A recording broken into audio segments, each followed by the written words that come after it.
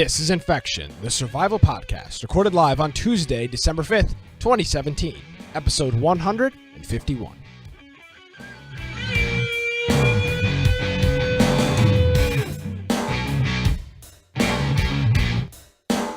Hello, everybody, and welcome to another episode of Infection, the survival podcast. Infection is your source for the latest information on survival video games.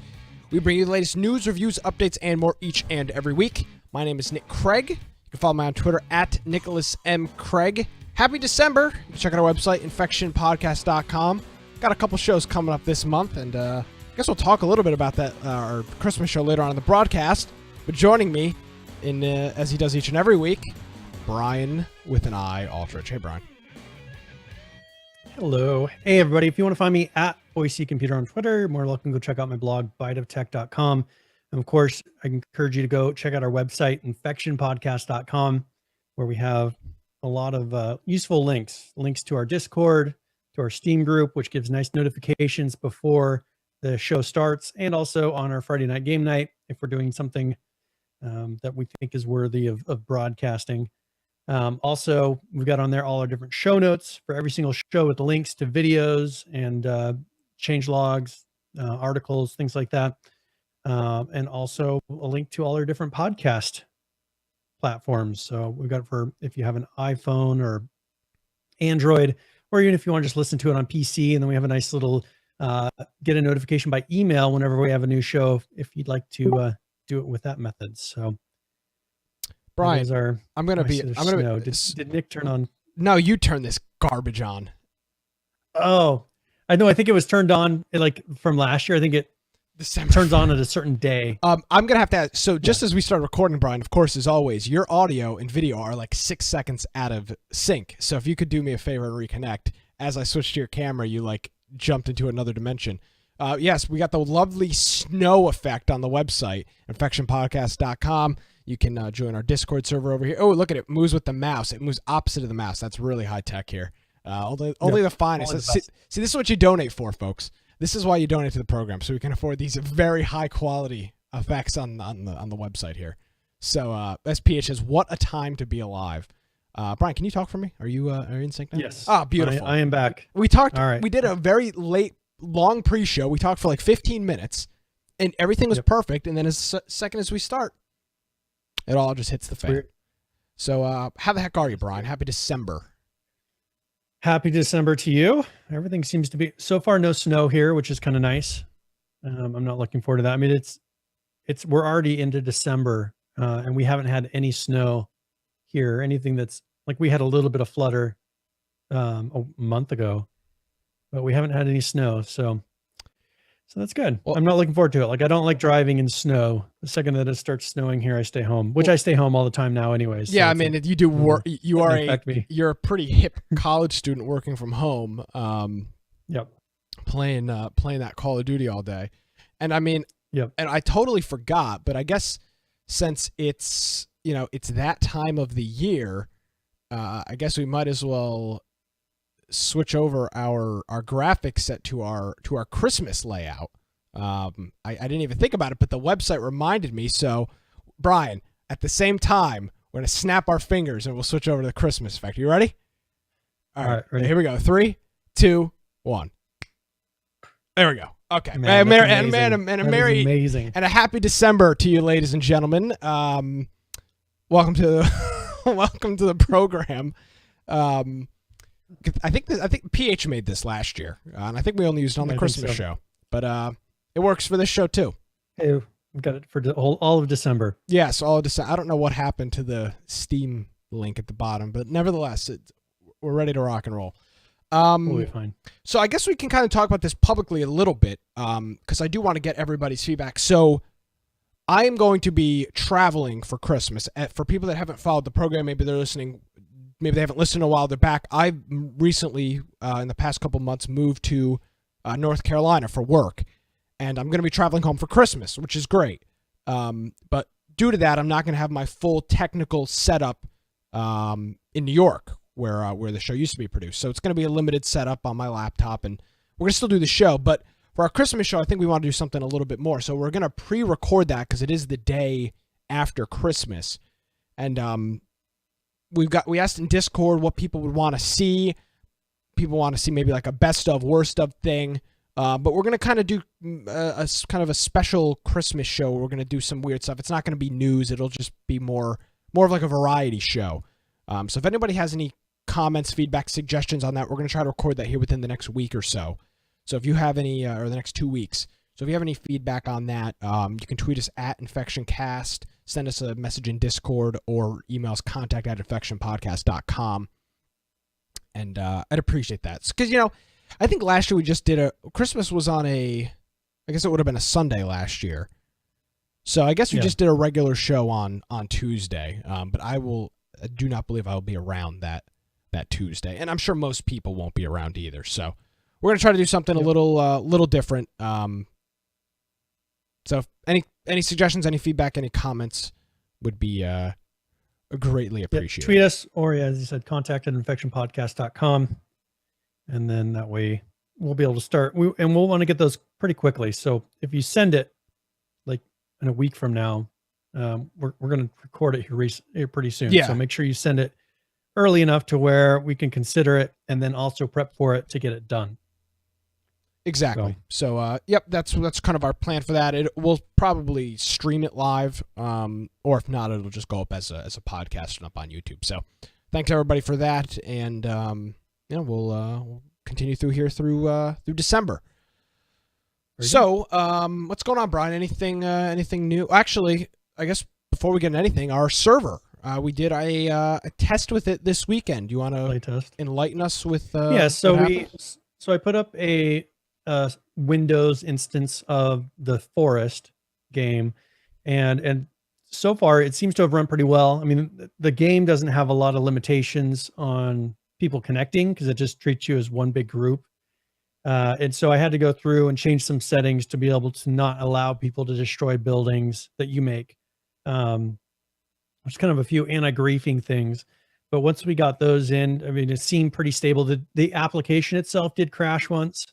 But I think that was more of the Forest thing. And there's an option on the software I'm running to restart it if it happens. So I think that was just the issue, that I didn't have auto restart checked. Otherwise, people probably wouldn't have noticed that it happened.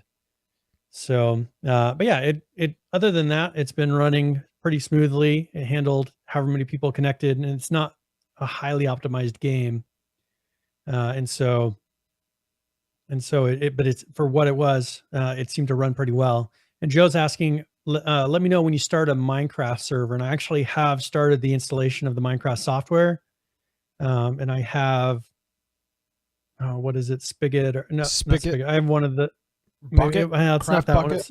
Bucket. I have Craft Bucket on there. Bucket's old, I think. Okay. Well, then maybe that's why it's not. But it's not starting up. So Gotcha. I've just started playing with it the last couple of days. And so we just got to get the right mods on there. But I do have a Minecraft server and the manager up there to keep it updated and everything. So yeah, we'll just we'll go ahead and get the Minecraft server up. We have our Arc server up on it as well. So pretty much everything that's a Linux one, I'm having run on the same instance, unless it needs to be on its own. And then everything that's Windows will be on another one. So yes, and of course, should be good. And then I think we're going to be doing possibly a Rust one as well. So I'll try doing some tests of a Rust server this week. Yep, and as we do we'll run a King of the Kill server. As we do game nights and stuff, this will give us the flexibility to really control our experience. For example, with Rust, I've never really been able to play Rust because every time I've tried with our game night, it just ends in just.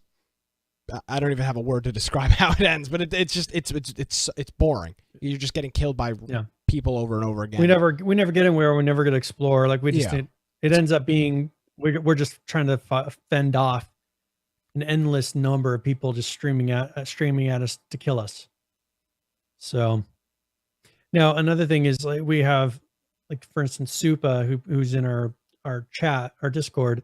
He plays Rust all the time, and he has a big group of friends that do it. So if we could get them going on a server like that to where it has an active community of people playing, that would be the optimal thing. So get some servers up, get an active crowd on it, so that when people maybe who don't play that game all the time go in there, like, there's an active thing happening that you can be a part of. and then it also gives them something permanent that they can work on. So there you go. So yeah, we had a good time playing the Forest. I think we had a whole bunch of random people in there too that ended up destroying everything.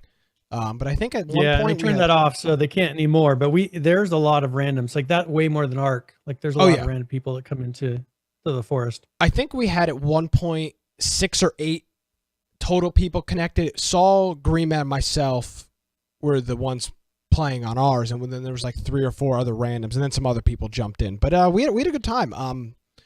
Played the Forest for a little while, enjoyed it.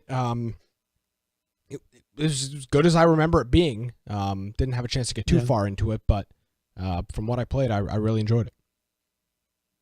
Well, and I went through and actually explored, because that's one thing is Nick and I started in and worked our way through a cave, and we died in that cave, and that's where we left it originally. I died. You didn't, but I was deadly sick when we played it. I remember being incredibly sick.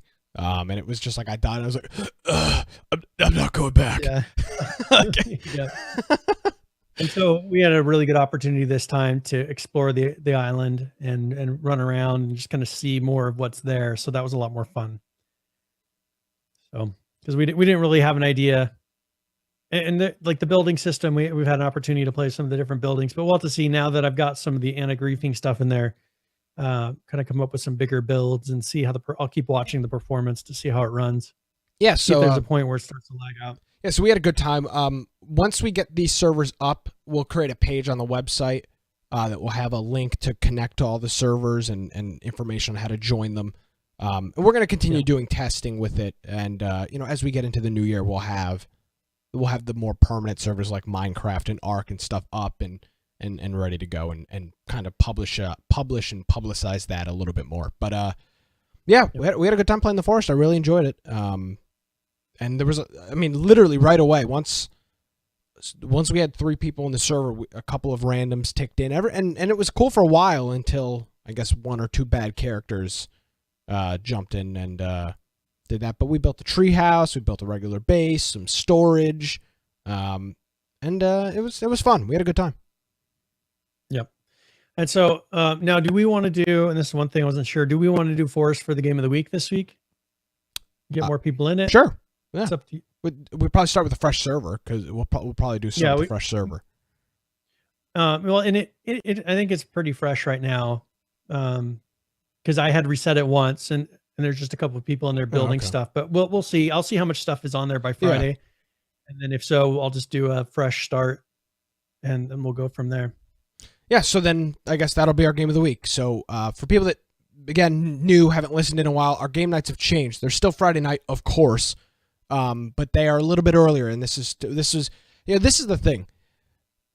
We got a comment, we got a recommendation, we got feedback on time for game of the week, and because of that, we modified the time. We cut it back, or we made it an hour earlier. So, game of the week now takes place at 8 p.m. Eastern to accommodate some people over in the UK and Australia, people outside of the US. So if you've got comments, feedback, whatever with the stuff that we do, obviously we're not going to change the time of the podcast around that. But if you've got comments, suggestions, feedback, whatever it may be, send it to us because multiple people asked us to modify the time, we have.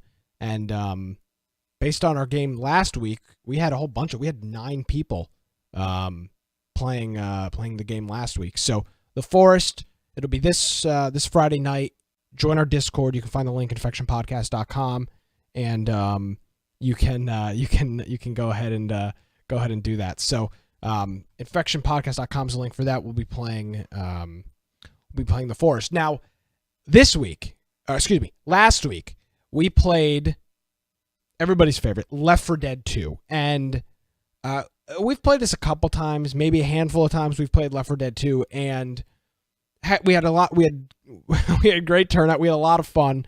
We were doing for anybody that's ever played Left 4 Dead 2 before, we were doing the versus mode, which is a 4v4 mode where 4 of the players are the survivors and 4 of the players are the zombies, and you have your goal is to get from the start of the map to the finish, and you're being attacked and such, and it switches. You're the zombies one round, and then you switch over to the survivors and vice versa.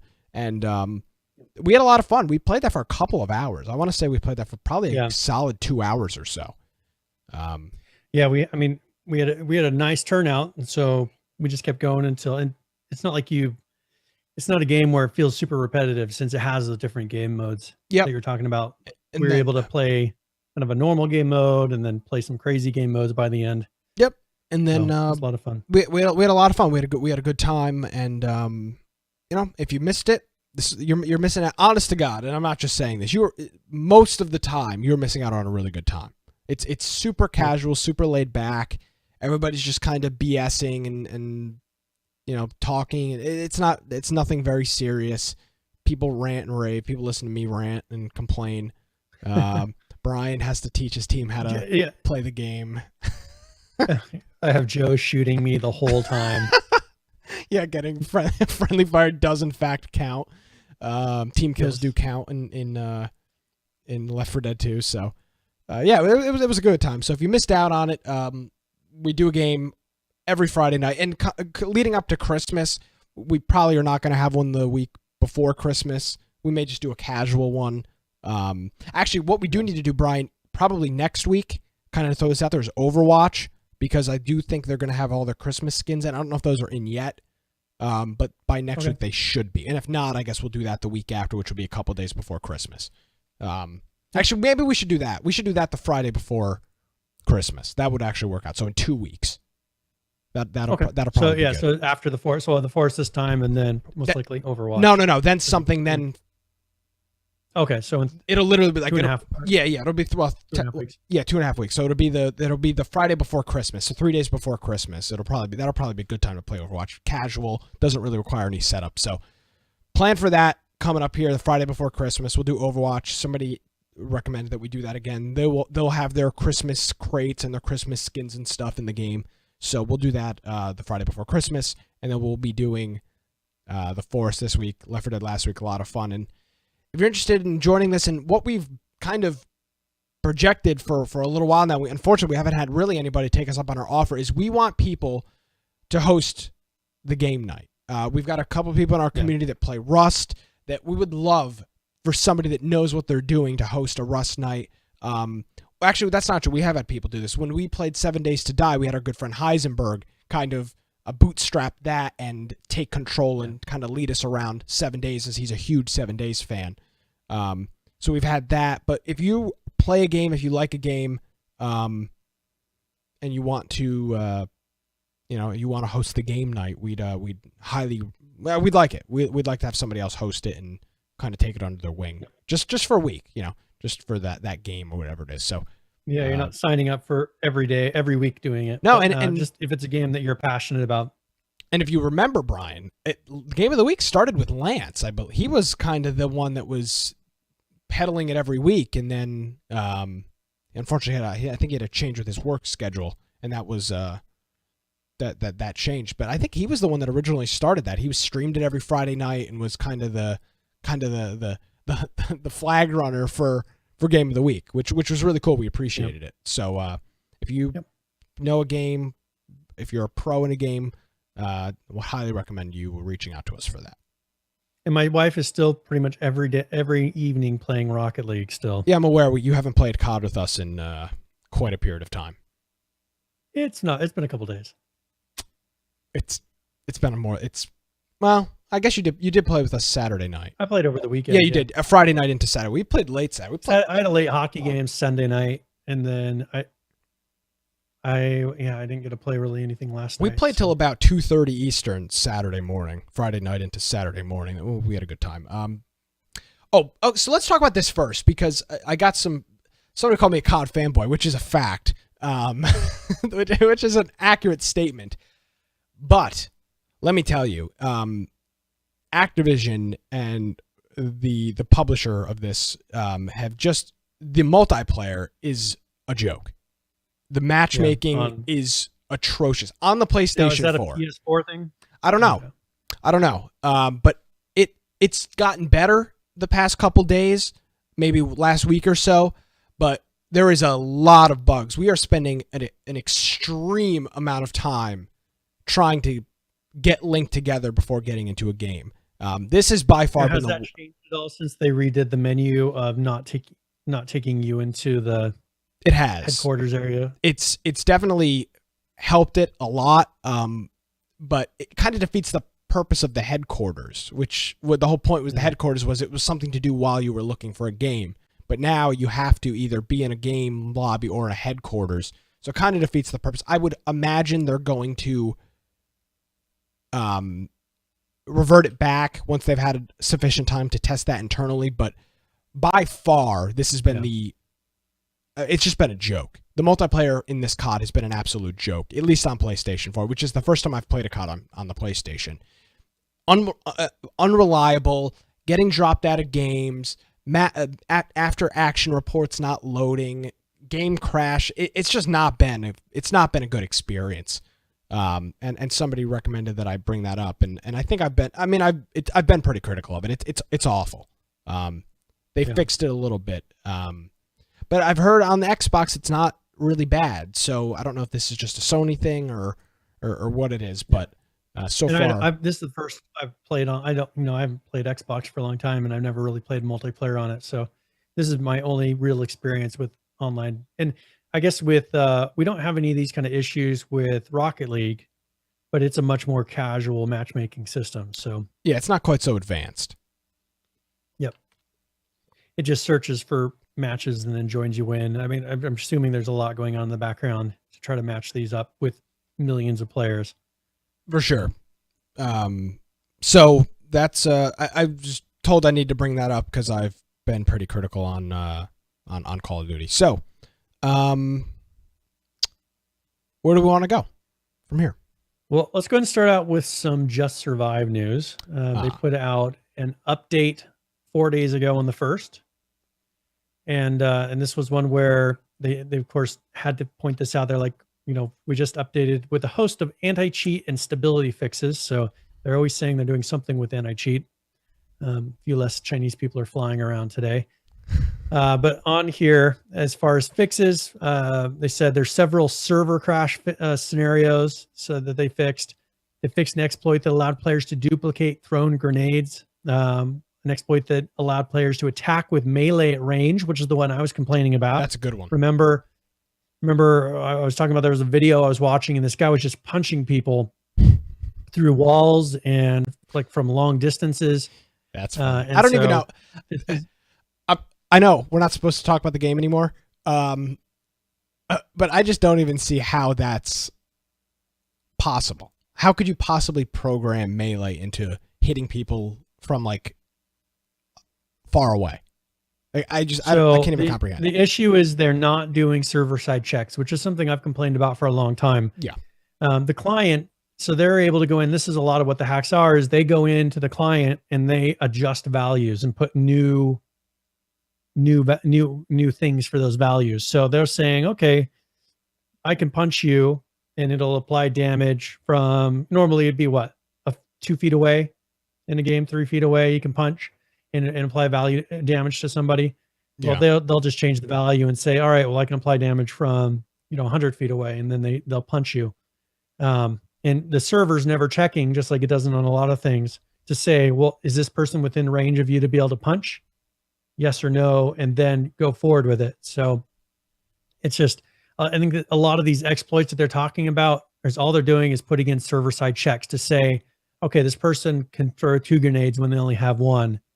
The server's checking, do they have a second grenade to throw? And here, fixed an exploit that allowed players to duplicate items. Fixed an exploit that allowed players to respawn on their corpse. Fixed an exploit that allowed players to receive items not normally available in the game. So these are things that they're doing server-side checks. I mean, that's all these things boil down to me, is that they're having the server say, well, are you allowed to do that? And the programmer didn't originally go in and do these checks, probably because of laziness. I mean, there's no reason not to, because they know that this is something that could be exploited. Well, but I think that's not necessarily code quickly. But that's not necessarily true. There is one of the reasons that not to do server-side checks is if you check everything in the game, it's an immense amount of data. First, in terms of internet pipe-wise, if you have a slow connection, it's a copious amount of data. And then on the flip side, the server has to process all of that data, send it to all of the other hosts. There's a limit. Like you've got to do checks. I mean, when you're doing an inventory system, you've still got to do checks that say, because let's say you drop an item on the ground, and that's where a lot of these dupe checking originally, people do dupe bugs with this, is they'll drop something on the ground, and they'll do some sort of thing to make it think that it's still in their bag, and then it's on the ground, and then a player can pick it up, or they're picking it up again. And so the server's really checking to say, okay, if I drop an item, it takes it out of my personal inventory, puts it in the world, and out in the world.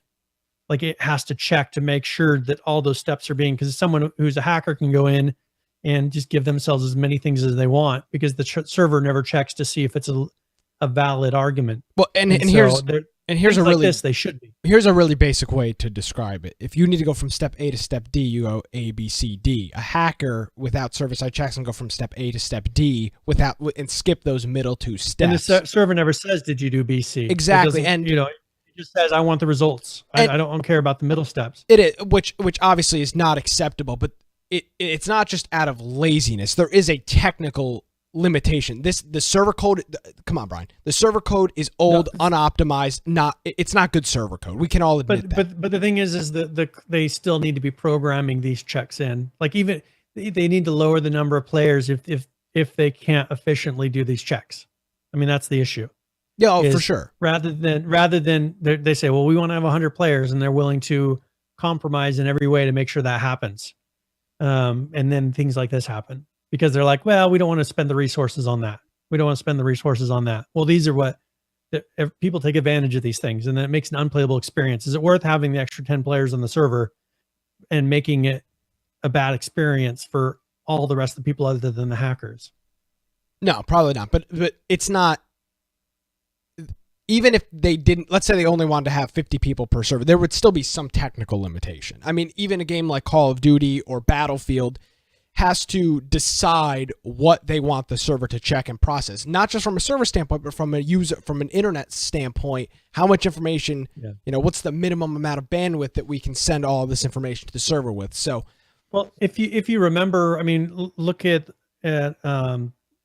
Miscreated. With Miscreated, exactly. That one was one where they went through and they weren't doing any filtering pretty much of what goes out to clients. Yeah. So the server was just repeating everything to everyone constantly, and you would eat up your bandwidth the second that you had over 15 players on a server. Yeah. Because everything any player was doing at any given moment was being transmitted anywhere on the server and received by every single client, and it was hosing both. It would have been a hacker's dream, though, that you would know that, like, there's no like usually there's a limitation of a certain distance that hackers get information on. Yeah, because it says, okay, you'll get information on everything from here on to out to a certain distance. With that, every single piece of data for everything was sent on the server at all times. So if a hacker went in there and had like ESP or something like that, they would be able to see every detail of everything that's happening on the server. Not even just at one time. ESP, what gun is equipped, what items are in their inventory, like literally see everything. Literally everything. Yeah, I mean their health. You could see everything, and now that's the ideal situation. But what we saw with Miscreation, we covered this extensively. Was that literally the servers themselves were getting hosed? You could not have more than 10 people on a server.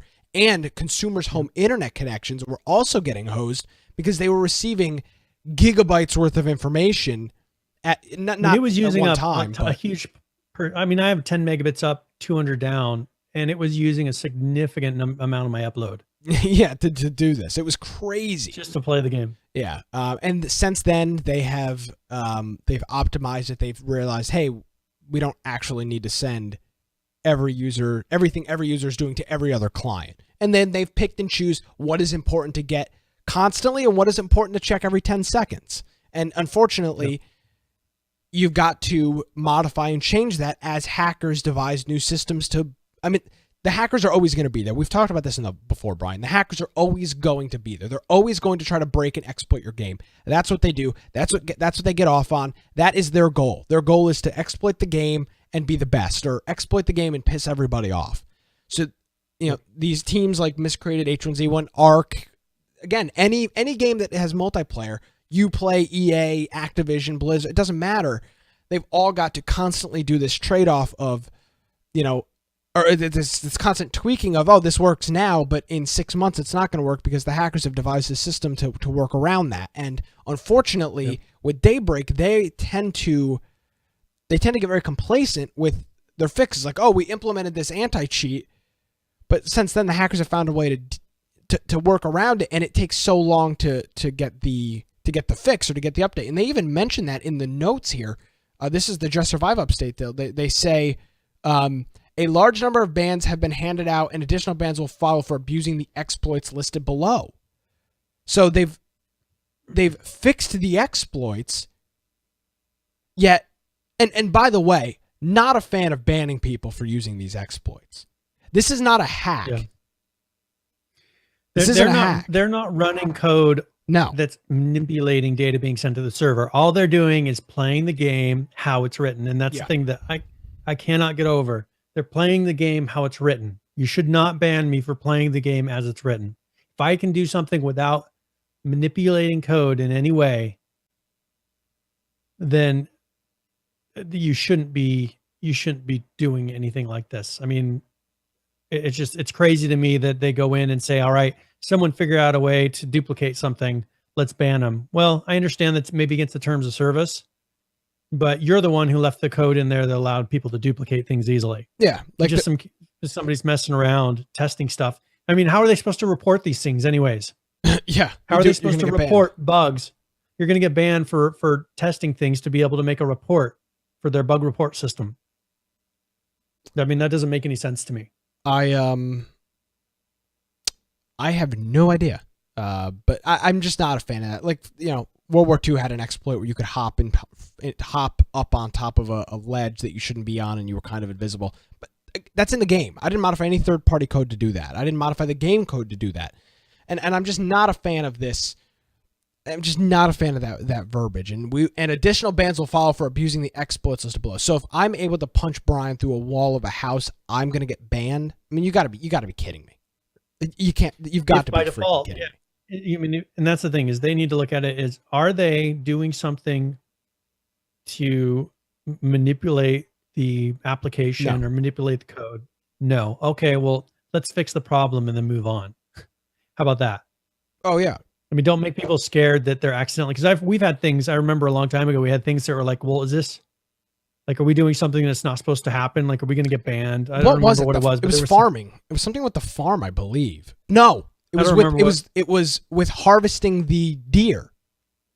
Oh yeah. I don't remember what it was.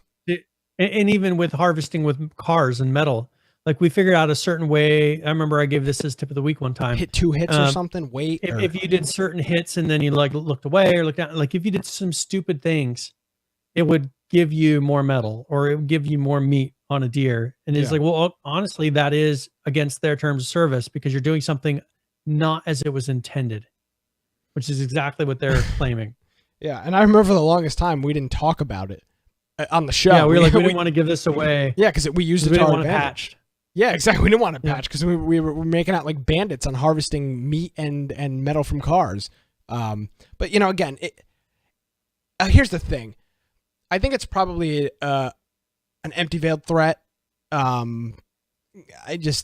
I don't see a good business move banning a whole bunch of people that are using an exploit that you're incapable of fixing. For example, I'm just going to be realistic here. They said they fixed an exploit allowing players to duplicate throwing grenades. Then you should not be able to throw duplicate grenades anymore. Like you just told me you fixed it. You just told me you fixed it. So then I shouldn't be able to do it. So all they're doing is banning people for past things. Well, that's my point. Supposedly these are all fixed. Yeah. As you said, these are supposedly all fixed. So they're only going to be banning for people that took advantage of this before it was publicly known. That's what I'm assuming because it says it's fixed. And if it's fixed, it should not happen anymore. And if it's not fixed, don't write that it's fixed. Yep. I just hate to get to that point, but that's where it's at. Don't say it's fixed if it's not fixed because when you say we fixed all these exploits, but say, oh, if you continue to abuse these exploits as well, how can I abuse the exploit that you fixed? Yeah. I mean, that's not logical. That does not make any sense. Now, one thing here, they said, while many cheats are detected and action taken without requiring these reports, reporting players allows you to contribute to the discovery of new methods of cheating and ensure that action is taken against those that cheat.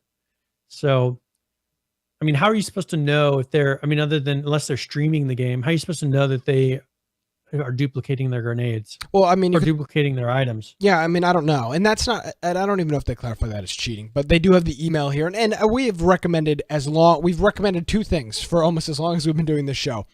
Play the test server and report cheaters. Like, those have been our consistents. You got to play the test server. Brian and I are hypocrites, but we're just saying, you've got to play the test server. If you don't play the test server, bugs get into the game. If you want to contribute to the game and you want it to last, you got to play the test server. You need server. to play on the test server. And then you got to report cheaters. And they've always had a good way to do that. It's Just Survive cheater singular at daybreakgames.com. So if you find a cheater, you can go ahead and do that. So that's Just Survive, and of course, as Brian mentioned, a full server wipe, which they don't like doing, but unfortunately with this update they had to do that.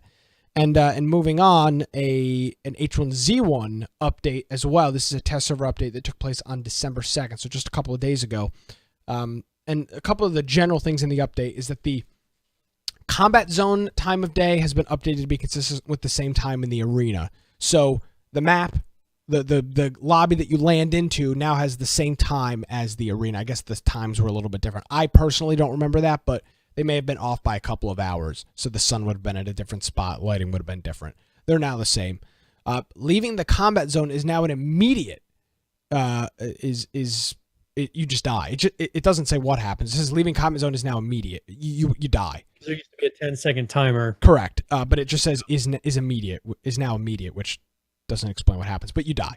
The office buildings, residential areas, barns, trailers, and several smaller loot spots now have more balanced and consistent loot, which has been been the constant tweak. Updated the player report tool, which kind of pigtails into the Just Survive thing.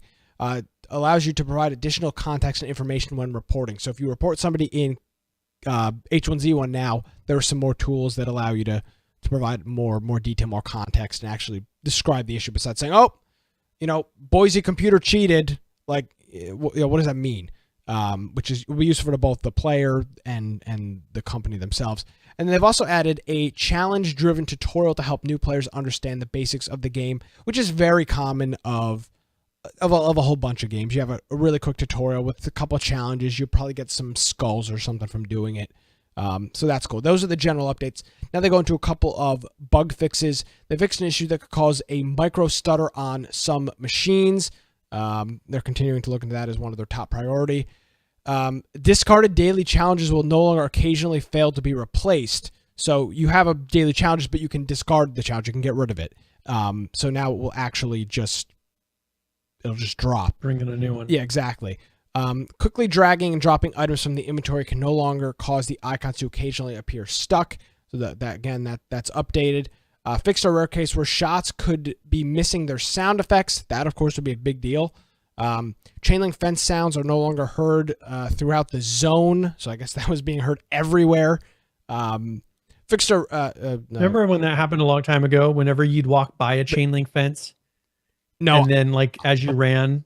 I would keep making the chain link fence noise. I don't remember that, but I do remember being in bushes. You could hear that from miles away. Like, you could just that was in that. The first couple weeks. That was the first couple weeks, and then later for months and months, they had it to where if how there was like a chain link fence and then kind of a gap you could run between. Yeah, there was a gate type area.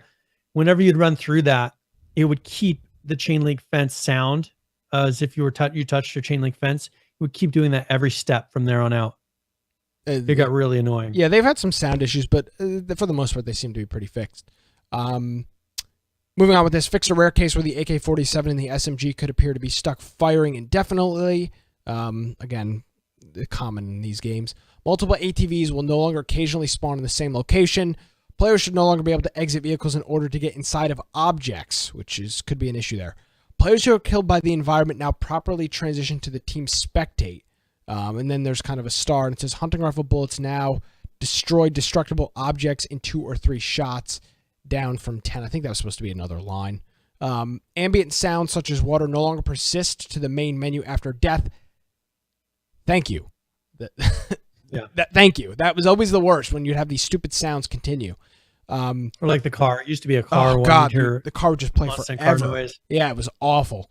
Toxic cargo pants have been updated to be more consistent with the rest of the toxic set. Also, the icon. They made it a little bit brighter green. Okay, so that makes sense. To match the rest of the items, they were a little bit brighter. That's good. Objective text should no longer be cut off on the challenge summary screen. Removed unnecessary next button from the score end screen. World and regions have been added back into the HUD, and the default mouse sensitivity has been set to 25. This will only affect new players or fresh installs, and it will not change settings for existing players. So if you delete the game and reinstall it, your INI file will have that setting reworked.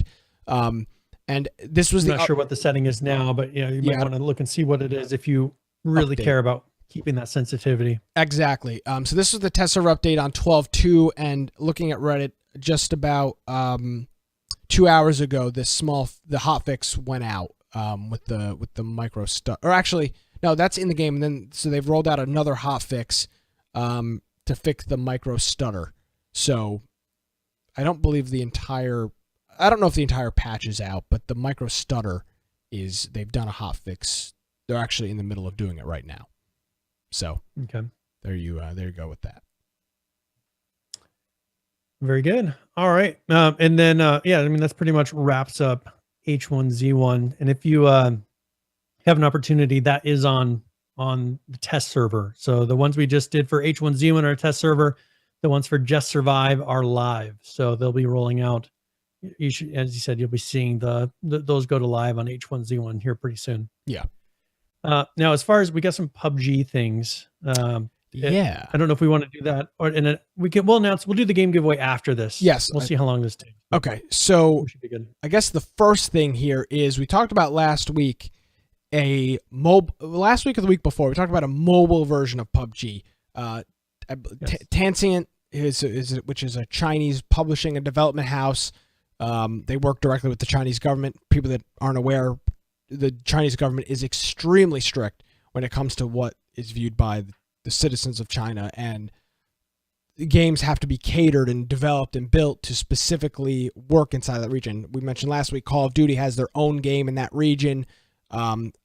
Games have to modify their code to fit under the regulations in place there by the government. So PUBG is having a mobile game developed for China, and we didn't really know anything about it, and I guess we still don't. But fortunately for us, Brian, we do have a trailer, which is it's going to be unfortunate for people listening on audio because there's not really anything here. But I do want to play this and then make some comments on it. So if you are interested in seeing this trailer, it'll be in our show notes, as well as every other story, link, website, picture that we talk about. All of those are on our website. It's infectionpodcast.com. We've done 151 episodes. There are 151 show notes. Even I think our first couple of episodes have got some type of description up there. So if you're interested in that, you can view all of that stuff over there. So we're gonna play this short trailer. It's about a minute and a half long, and then we'll come back and we'll discuss it.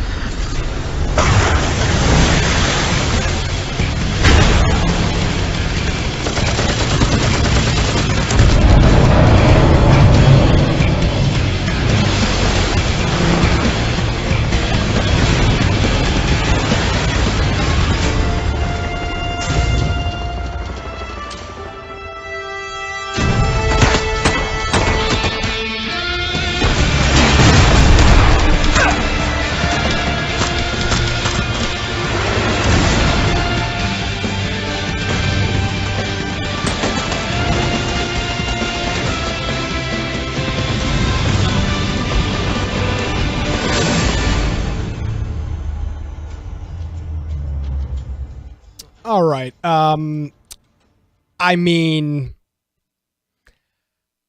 I mean, I don't know. I have no idea. I didn't see any mobile content in there. Like I didn't see anything that had anything to do with the mobile game. PUBGM.QQ.com. So I'm not going to install QQ again. I'm I have PTSD based on the last time I installed it.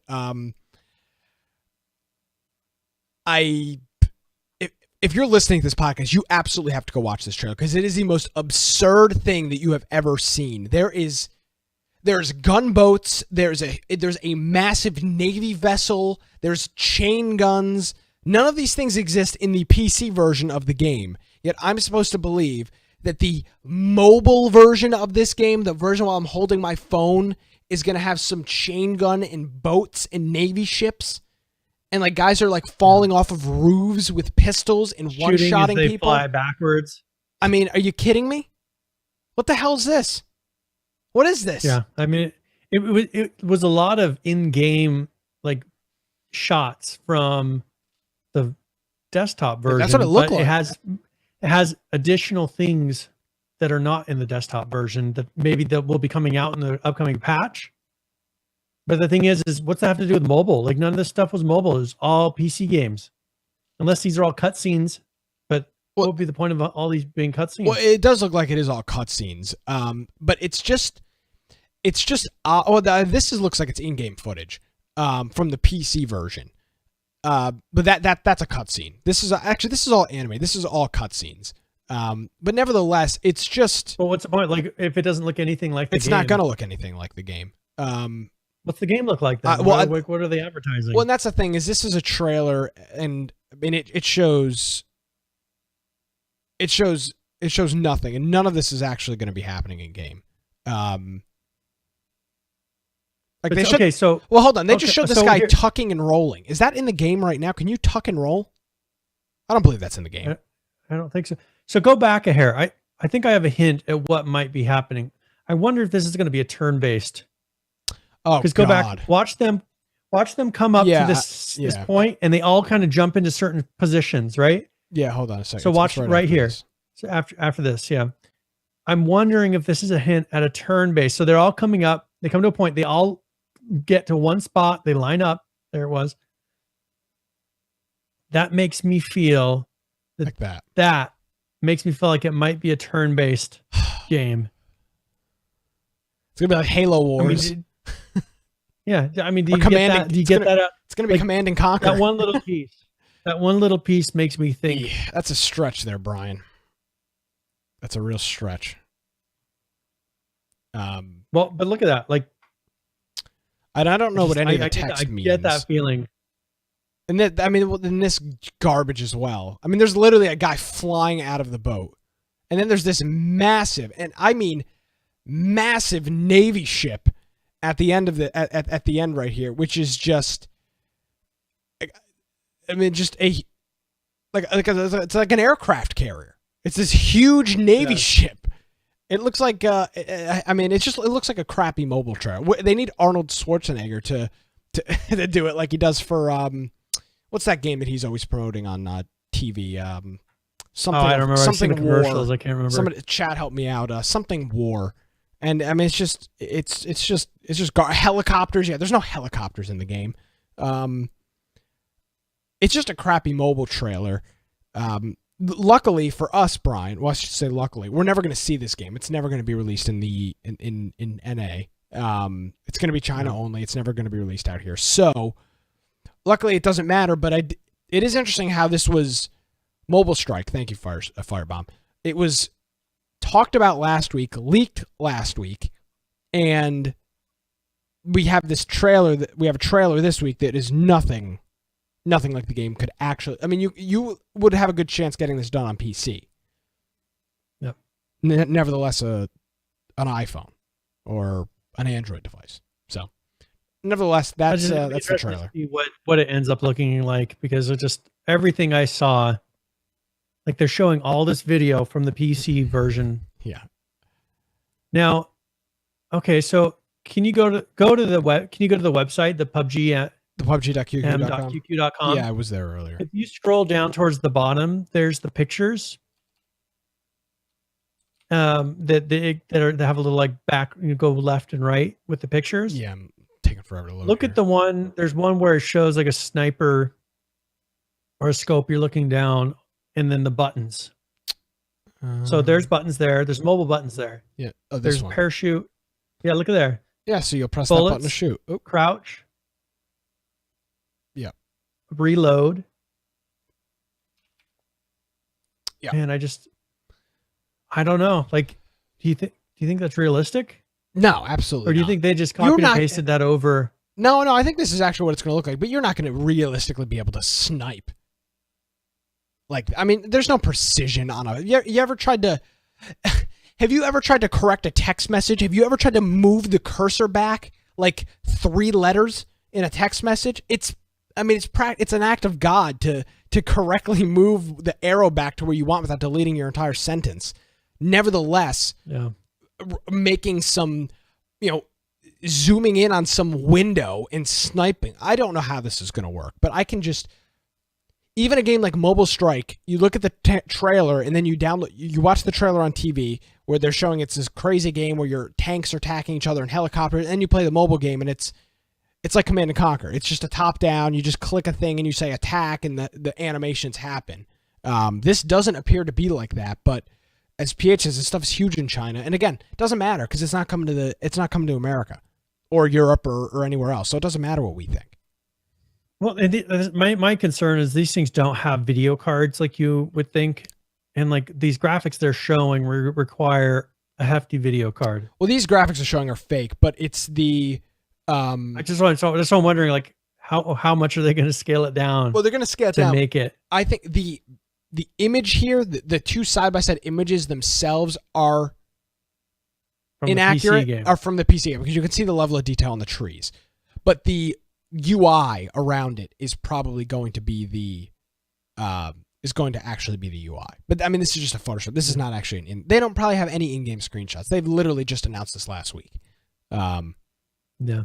So I'm pretty sure that this is a PC version because the level of detail in those trees is very good zoomed in. Yep. So there you go. Yeah, that's just crazy to me. Well, it'll be interesting to see what they can pull off. I would love to play the first.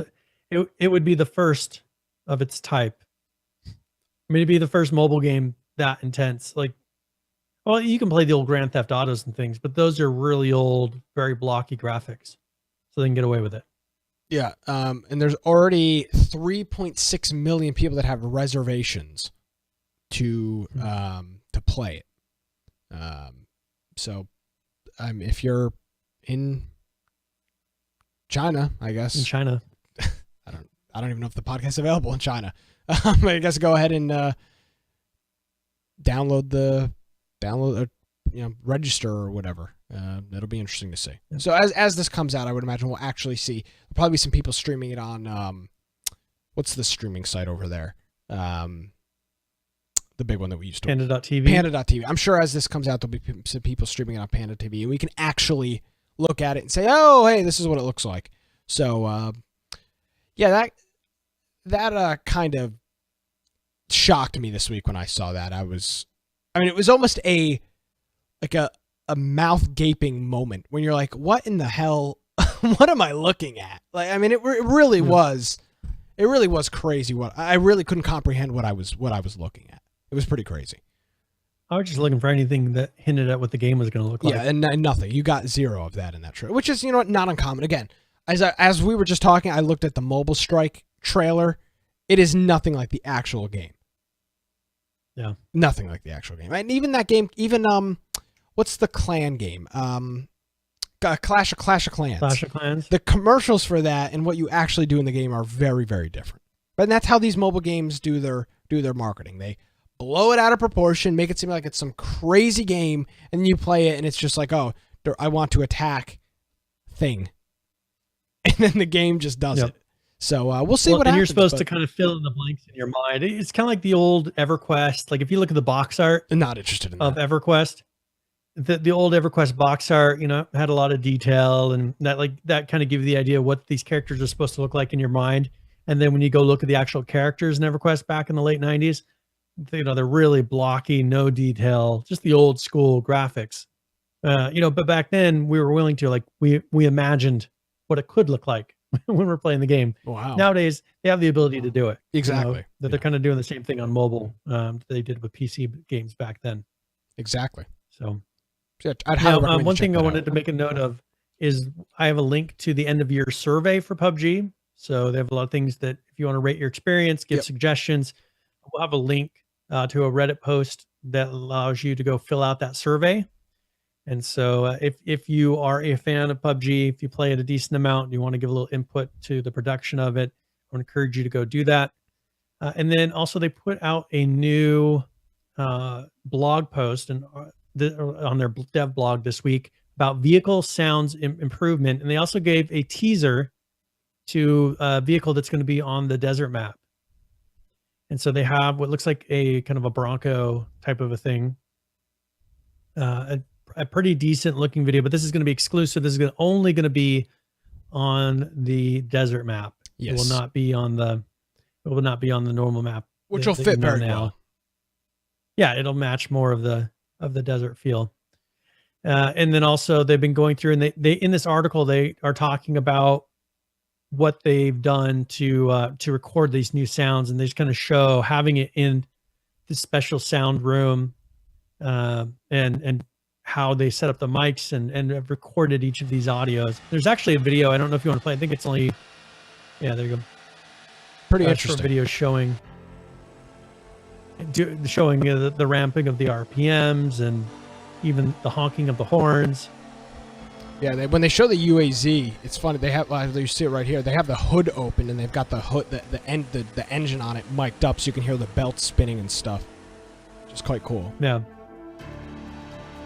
Yeah, so they went through a lot of detail. So it's good that they're going to that level of, they're honking the little horn. Very funny. It's nice that they're going to that level of detail with it. So yeah, very. But that was mainly what that article was about. Was how they did do the teaser for the video, the vehicle, and then pretty much all the rest of it was talking about recording the game audio for the vehicles. So and PH you can go check it out if you want to see some pictures. Yeah, and PH is also saying that they're going to be showing the desert map during the annual video game awards, which is coming up here in a couple of days. So on next week's show, we'll have those screenshots and be able to go over that. So hopefully that's coming. Somebody asked me this week, and I believe I gave them false information. Didn't they mention doing a snow map at one point? Or is it only the desert map? I knew the desert map for sure, but I thought they mentioned a snow map, a cold map, a map with snow. And I'm sure honest to God, I don't remember. They want this to be a platform. That'll probably be another map. I'm sure it will be, but I could have sworn they mentioned it. And I couldn't find anything about it, so I thought I was... Okay, PH just said the snow map is still being worked. So they did mention it at one point. They did mention a snow map. Obviously, I was thinking that may have been out by Christmas, but... So it obviously will not be. But Brandon did confirm there was a snow map. I was pretty sure there was. So I'm not totally insane. Cool. So yes, the end of the year survey, we may go through that on... We actually may go through that on the Christmas show. We may go through a couple of that and maybe answer that as Brian and I acting as a one. So we may do that on the Christmas show, but highly recommend you fill it out. And that's not necessarily being done by them.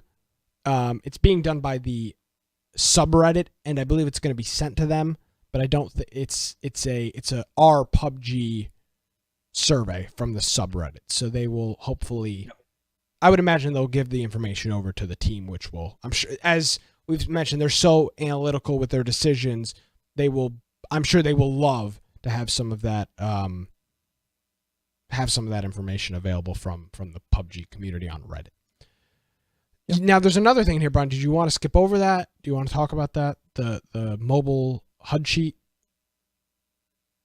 Oh, yeah. I mean, you can kind of show it on video. I was just going to point it out. I mean, it's not anything incredibly new, but it's done a little bit differently. And this is somebody that, and it's not like this is getting around anti-cheat measures any differently than the application would. But this is somebody who made an application for their phone that pretty much shows an overhead HUD of where all the characters are. I mean, it's still just a regular cheat application. So rather than doing on-screen ESP, they're actually having a little phone app that allows them to see when players are coming closer. Also, it shows where vehicles are on there. And so that's just, yeah, pretty much what it is. There's not really, this isn't anything new. It seems like this would be good for streamers, because every once in a while you see a streamer that'll get, obviously I'm not saying that they should cheat. Accidentally, it accidentally shows something it's not supposed to. Yeah, so this, and who knows, this may be something that they use, because this is something that is less likely to accidentally show something. Yeah, now exactly. You still have to have some sort of an app running on your computer that's collecting this information. But it's not and you could have that happen in the background. Yeah, you could have that be something that doesn't have a window open, so it doesn't risk being shown. And then it's piping the information to this app. And you can see kind of right here, there's a player behind this building, and the person was able to see that. So obviously we don't condone using cheats or whatever, but we do show it because it's it's interesting. I mean, showing another method. That's very elaborate. I would not, if I was to think, wow, how could I cheat in PUBG? I wouldn't have even thought using like a phone or an old tablet. It definitely gave him an advantage though, because he knew exactly where the players were. Oh, for sure. It's not as good as ESP, because you through ESP, if Brian's sitting on the other side of a house, I can literally see where his head is. Yeah. But it is it's interesting. It's interesting to see how it works. So it's cool. It's cool technically. It's not cool that the people are cheating in game. But it is neat. But imagine if they used that and used it for good and just had it be a HUD of your map and not show information that you're not supposed to be shown. I mean, those are the kind of things that a companion app. Yeah, a companion app that just kind of shows your map. I mean, that's one thing that I did want to talk about at some point. And I'm not saying like right now, but at some point, the technology of games that are starting to embrace mobile, because there's a lot of cool things that you can do. And one thing that the WoW does is it has things that actually affect your game that you can do from your mobile at outside of the game. And not very many games have done this. And this is something we brought up a long time ago with the base rating mechanics and all that. Mobile could play a huge part of it. Yeah. And so, that's something that I'm just surprised that more games aren't adopting that and trying to use it to their advantage. I know that there was some other games, I don't remember there's some games that have used mobile, an app to let you do things, but it's generally not something they include. Like, you're usually finding some third-party thing that's doing it. Yeah, it's interesting to say the least. I do think mobile will be adopted as we continue to go to move into. The developers just need to actually do it. So. Yeah, and unfortunately, fortunately and unfortunately, it's not a top priority, because obviously we've got a whole bunch of issues. They'd rather add content. They'd rather work in the desert map than pull resources to make some stupid mobile app that shows, oh, look at me, my health, or there's the zone, or whatever it is.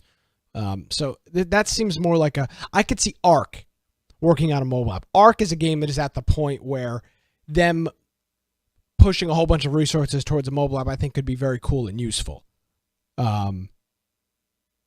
So I could see that working for them. I don't want a game like PUBG or H1Z1 working on that at this point, because it's just so broken that I just don't see. It just doesn't seem like that's like a final feature you put out after your game is done. Like Ark. I mean, Ark is honestly at that point. Cool thing. Yeah. Yep. All right. So let's go. I'm going to go ahead and start the giveaway. Okay. And so !giveaway if you want to do that in chat. We're going to be giving away a copy of Brutal Legend. And this is a game that is $14.99, I think, right now. And it's kind of like a parody game. That Jack Black movie that came out? It's kind of a parody of him, from what I can tell. It has a lot of famous singers that are in the game, but this is one from Double Fine, and it's Brutal Legend. A pretty funny game. Recent reviews overwhelmingly positive. All reviews very positive. So that should give you a little bit of a hint. Joe says, what? No free copy of H1Z1 for Humble Bundle? Sorry, this was the only Humble Bundle I've ever skipped. Well, and thank you so much for the segue there, Joe. Did you see the new Humble Bundle monthly, Brian? Yes. And this is actually a really good one coming up. Yes, it is. And tell us why. I think I'm going to, well, okay. So first of all, there's the Long Dark, which is a finished game. Yep. So this is not an early access. They've actually released their game. Quantum Break, Shocker. I was watching some video of that, and it was, I mean, it looked really interesting. Really good animation, fully voice acted. Seemed like a pretty good story. I've never really played the Warhammer series. I have a lot of the Warhammer games, but usually people there's people that are really into that style of game. But I would, if you don't have the Long Dark, I would encourage you to get it for the Long Dark, because that is a really good game. And Quantum Break, as I said, looked like it was pretty good. Plus, and then there should be about 3 other games along with these ones. And of course, so the Long Dark is a survival game, and this is one that's actually a true survival game. So if you like survival games, the Long Dark is a survival game, not a open world whatever game. And if you are interested in getting this Humble Bundle, of course, you could just go to the Humble Bundle website, but you can support the show and it doesn't cost you anything else. So you head on over to infectionpodcast.com/support and look at these wonderful snowfall effects on the website. If you click the big red Humble Bundle icon, it'll bring you over to the Humble Bundle site. Very simple. It'll load you to the Humble Bundle site. You click monthly, and then it loads you into here into the Humble Bundle. So very cool, and you can help support the show that way as well. So Humble Bundle monthly. You've got a month. It just started, so you've got a month to go ahead and do that. So you can do that. Now, one thing I'm going to mention about the Long Dark is, with that game, it is one that's a true survival game. And when I say in that is you're actually fighting against the elements, you're fighting against nature. So there's bears and wolves and different things that you're fighting against, but also the cold, because it's kind of a post-apocalyptic type of a game. And so the cold is something that you have to find food to fight. You're finding clothing, and you have to actually look at the warmness of the warmness that the clothing gives you. And also now it has a single player story that you go through and are able to play through. It's not just putting you in the world and see how long you can survive. It actually has a guided story that you can do as well. So it has a number of game modes. It was a very well done game, and it is a lot of fun. So if you don't have the Long Dark and you like survival games, I'm assuming if you're watching or listening to this podcast, that you should like survival games. This is one I think you'd really like. So oh, for sure. It is single player, so it's you versus the world. Yes, and that is the Long Dark. Very good. All right, so let's just go over Ark really quick, because it's super short. They're getting ready to release here. Is it next week? I think next Tuesday. Yeah, I guess it would. Yeah. Well, yeah, it is going to be next week. Yeah. So next week they'll be releasing Aberration. So the patch is going to the regular game are kind of few and far between right now. But on November 30th, they added the heavy turret. And if you remember, in the last couple of weeks, we discussed how with Ark, they were having issues with having so many turrets on the servers. And so they did a limitation of having so many turrets, and a lot of people were complaining about that. So what they've done is they've added a heavy turret, which has about 4 times the power of the regular turret and has faster tracking, but uses 4 ammo per shot. So it's more resource intensive as far as using up the ammo, but it's one that should make it so that people can have less turrets. So it says, on official servers, in preparation for ultimately limiting all turrets to 100 within a 10,000 unit range, only 100 heavy turrets can be placed in a 1,000 unit range, including all auto turrets and plant turrets within the range. So if you enable the heavy turret limit on your own unofficial server, then they give you the settings to be able to enable that if you want to limit it. And then they doubled the tech turret damage. So those 2 turrets should be very powerful compared to the old ones. And then they did another hot fix on December 5th. So this was today. The heavy turrets now have corrected repair costs. The repairing a structure now leaves the repairing state properly as a client. And then on a turret limited server, heavy turrets now are only hard limited to 100 heavies in range to enable players to more easily swap their old turrets with heavies. So, all right, that's pretty much it. That's so, it. We'll see with Aberration, and then they'll release that. And I mean, this is a out of alpha game, so It I is can't really released. expect them to, always put out tons of patch notes. So I wonder at what point they're gonna stop really putting. I mean, is it going to be like this going forward after Aberration or new dinos? Like, I don't know what to expect. Yeah, I have no idea. And this is why they haven't given a hint. Well, and this is why I said earlier, this is why a game like Ark needs to work on mobile. They are in a position where they can, they can kind of lead the crowd into, how we want mobile to work. If you can see your turrets, like you can see a stat on your turrets. How many bullets do they have left? Have any of them activated? Does it notify you if one's shooting at something? If one of your traps goes off around your base, have it notify. Things like that. Like they could really, really do that. And they've got a very primitive kind of alert system. There is the tripwire alerts, and you can send it to an API. I mean, it goes through their forum and everything. Well, yeah, but you could do a custom right now. one. The official server. Oh, the official servers, yeah. It does go through. There is some weird API for the other ones, but you've got to filter clans because it's just kind of a server-wide notification. So it's a little weird. But honest to God, they could really polish a mobile notification, mobile alert system that would allow, players to, get a push notification that, hey, your base is being raided. Stop what you're doing, pause your YouTube video or whatever, and jump back into Ark because your stuff's getting destroyed. And I would have appreciated that in the peak of H1Z1. When we were playing it, I would have loved, because I can guarantee you there were times I was sitting here at my computer, either doing work, doing homework, watching something on YouTube, maybe watching TV, when I wasn't busy, but I wasn't playing H1Z1, and our base was getting raided.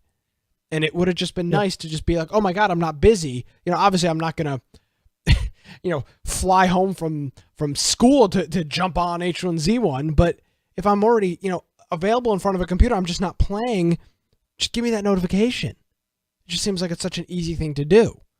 We would have kicked ass if we had that.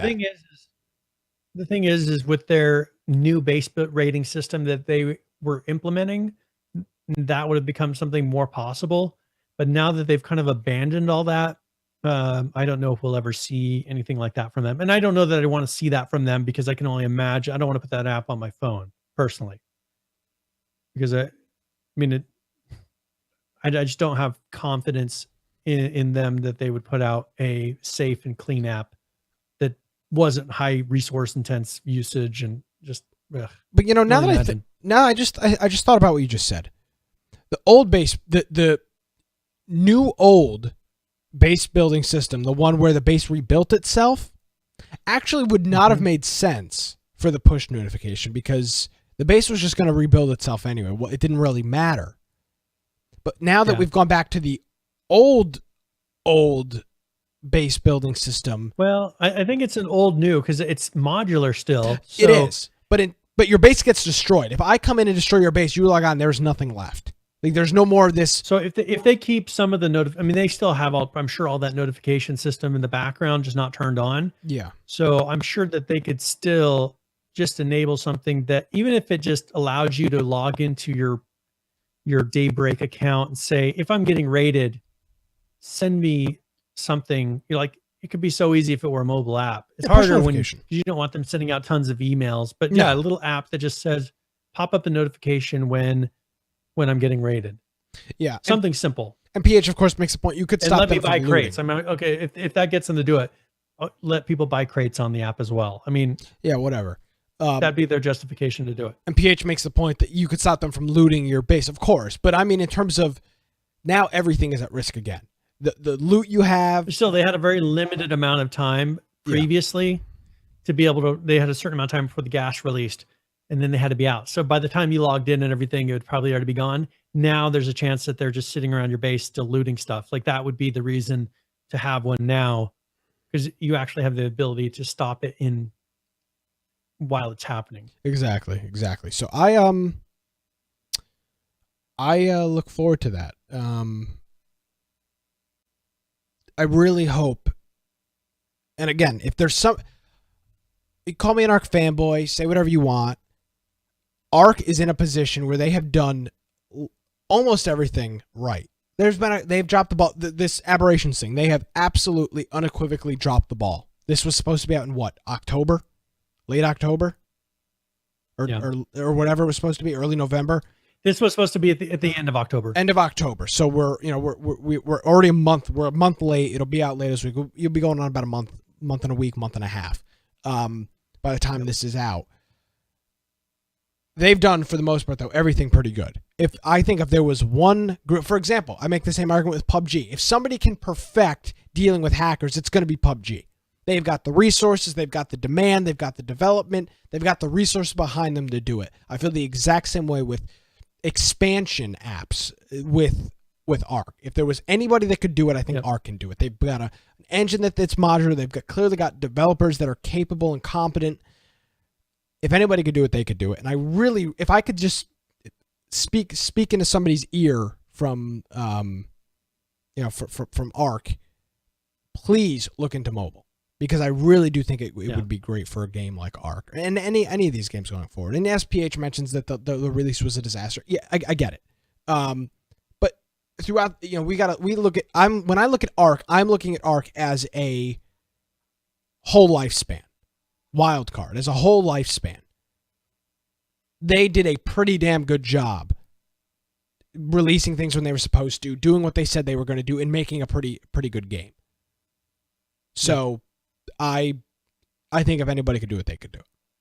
And I guess I'll end my rant there. But and all the infrastructure is there with their whole notification to the forum system. I mean, all that is there. So I don't know why they couldn't.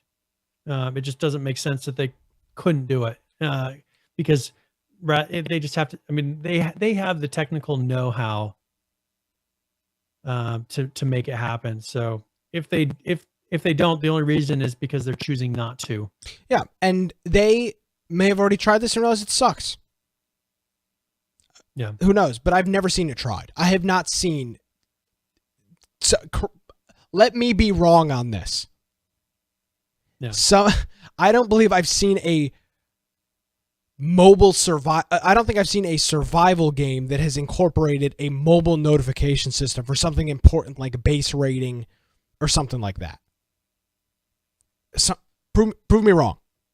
Somebody tell me that, it does exist, because I'd love to try it out. I'd absolutely love to try it out. And I believe. I mean, that's something they definitely could do. So hopefully, I mean, that'd be one thing to make a suggestion to them. I think after Aberration, they'll actually be able to take their, look out the door of their office and actually pay attention to what's happening outside of the office there right now. I think they're so focused because they're behind, which is a problem. They're so far behind. I think that they're just sitting there. Every resource is going to getting that done. I think there was too many trade shows and just all the stupid things that distract them to where they weren't able to actually get this released on time. Yeah, I would agree with that. So there you go. That's Ark. There's some opinion on Ark, and there we go. Very good. All right, so here was a new game that do your raffle first, or do you want to let it go? Yeah, we can go ahead and do it. Okay. So, all right, so let's go ahead and close this out. So congratulations, Toasty Doasty. You have won. Everybody's entering the second that it closes. Yeah, they hate us. It's okay. It's PH. He didn't know. That's fine. He doesn't deserve it. He didn't want to win it anyways. No, he doesn't deserve it. So, and I'll send you a message with the link for the key, and that will be in your other messages here by the end of the show. So just check other messages inside of Twitch, and that's where you will have your link. So very good. All right. So this was a suggestion, and I think it was Nisco, if I remember correctly. Nisco always comes through with the new game. He's constantly scouring. He does more research than we do. Scouring for new survival games. So this was one that he had found, and it's actually surprisingly has decent ratings. So all reviews mostly positive. Hold on. This is something that just came out on the 1st. Hold on. It does only have 46 reviews. That's yes. It's a limited sample. It's limited sample size. Yep. And so this is one where it's right now a fairly basic open world survival sandbox. But they have all the main features as far as base building. They have hunting. They've got guns with actual scopes on them. It's got a helicopter. I don't know if it flies, but all the things are there, to make it an actual survival game. Like I don't know. I assume it's going to continue to be worked on from here on out. This is an early access game. They're not pushing this as a final product. So the multiplayer? yes. So this is, no, it's single player. So this is you against the world type of thing. So it's an early access indie action survival crafting game. How much is it? $14.99. That's not terrible for a single player game. No, but it is brand new. It really comes down to like 4 days old, brand new. And I'd be interested to see if this is something that they are ever wanting to do multiplayer on, or if this is just going to be, because it's got AI. I think they're treating it more like a crafting exploration type of a game. But this would be something that you would think, okay, here we go. Here's a note. Our goal is to keep evolving and strengthening the systems to be ready for multiplayer eventually. So they're releasing it right now as a single player game with the intentions, once they probably have the online features completed, having it be a multiplayer game. Because everything that is there for a multiplayer game that I'm looking at. Now, I am going to come out and just say, do not buy this game on the hope that it will be multiplayer. Based on the recommendation. Well, based on my recommendation, or because it's going to be multiplayer.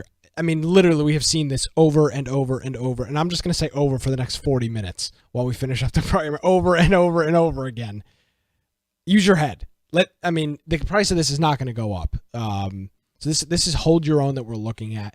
Single player right now, it looks like it could be a cool multiplayer, but without it. Now it's got a lot of, and to be honest about it, it's got a lot of like asset flips is kind of what they call them. So it's probably a very small development team, which is understandable, but it's got a lot of things that you can tell are part of them are from the marketplace, and they're building a game right now. So if this game takes off, this may be something to where they're actually then able to put resources into the graphics and whatever. It could end up being another Rust, or could end up being those things, but you never know. It's kind of like the early access alpha gamble of having some of these things. But it looks like they've got a lot of the core functionality in there. So, yeah, it's interesting. If it was free, I'd try it, but I don't believe I'd be paying for it. And here's the great thing, and I really want to thank Nisco for sending Brian this link here. And we encourage everybody, if you see a game like this, send us a link, even if you think it's something stupid. We covered some, or I shouldn't say we covered. We looked at some very stupid early access game that was literally just a full game purchase from the store, and it was just repackaged. Yeah. But if they end up including multiplayer, we would love to. If you look at that, like it's cool. They're building a full house and actually furnishing it and like putting lights up on the ceiling. I mean, it's pretty good. Like that's what I'm saying. All the functionality is there, showing that they know what they're doing. Like they know how to make it all work. And so it could be something that actually could possibly take off. So hold your own. It's got all the functionality there. So check it out. It's on Steam. So we'll have a link to it in our show notes as well, but it's called Hold Your Own. And it's one that could be that if they get enough people that buy it, they'll be able to continue to keep developing it. So And looks pretty good so far. as always with these games when we talk about them, us talking about it is not an endorsement or recommendation of the game. We're just letting you know that it's available. It's brand new. It's literally been on the Steam store 4 days as we're recording this on December 5th. So if this is something that interests you, you can go ahead and do this. This is the development company's first game, Districtware. So who knows? But if you're interested in something like this, go ahead and check it out. And it says one thing they just say is pricing will reflect the current state of the game and the enjoyment players get from it. So the price will gradually increase as they add major features. So right now it's $14.99. If they get to where they really start putting a lot of work into it, then they'll raise the price over time. So just keep that in mind. Absolutely. So there's like a 7-minute video that I really want to play. And it's under Rust. Okay. So this is talking about... You stall for a minute. So this is talking about a game by the developers of Rust, but one that they're working on right now that is separate from Rust. It uses a lot of the mechanics of Rust. But I found this video, and this was actually really interesting because I hadn't heard of it before. And so I figured we could play this whole thing because it looked really interesting. So... If you want to check it out, it's called ruin.facepunch.com. That'll take you to a page just for it. But this is Shadowfrax giving a full update on the state of that game. Okay, cool. But it's 7 minutes, but it has a lot of really cool information in it. So I figured it'd be worth it. Okay, we'll cover this. We'll come back. We got a whole bunch of other news to get into as we'll be wrapping up the program after this. So this is what was the name of this? Ruin, and this is by Facepunch. Ruin.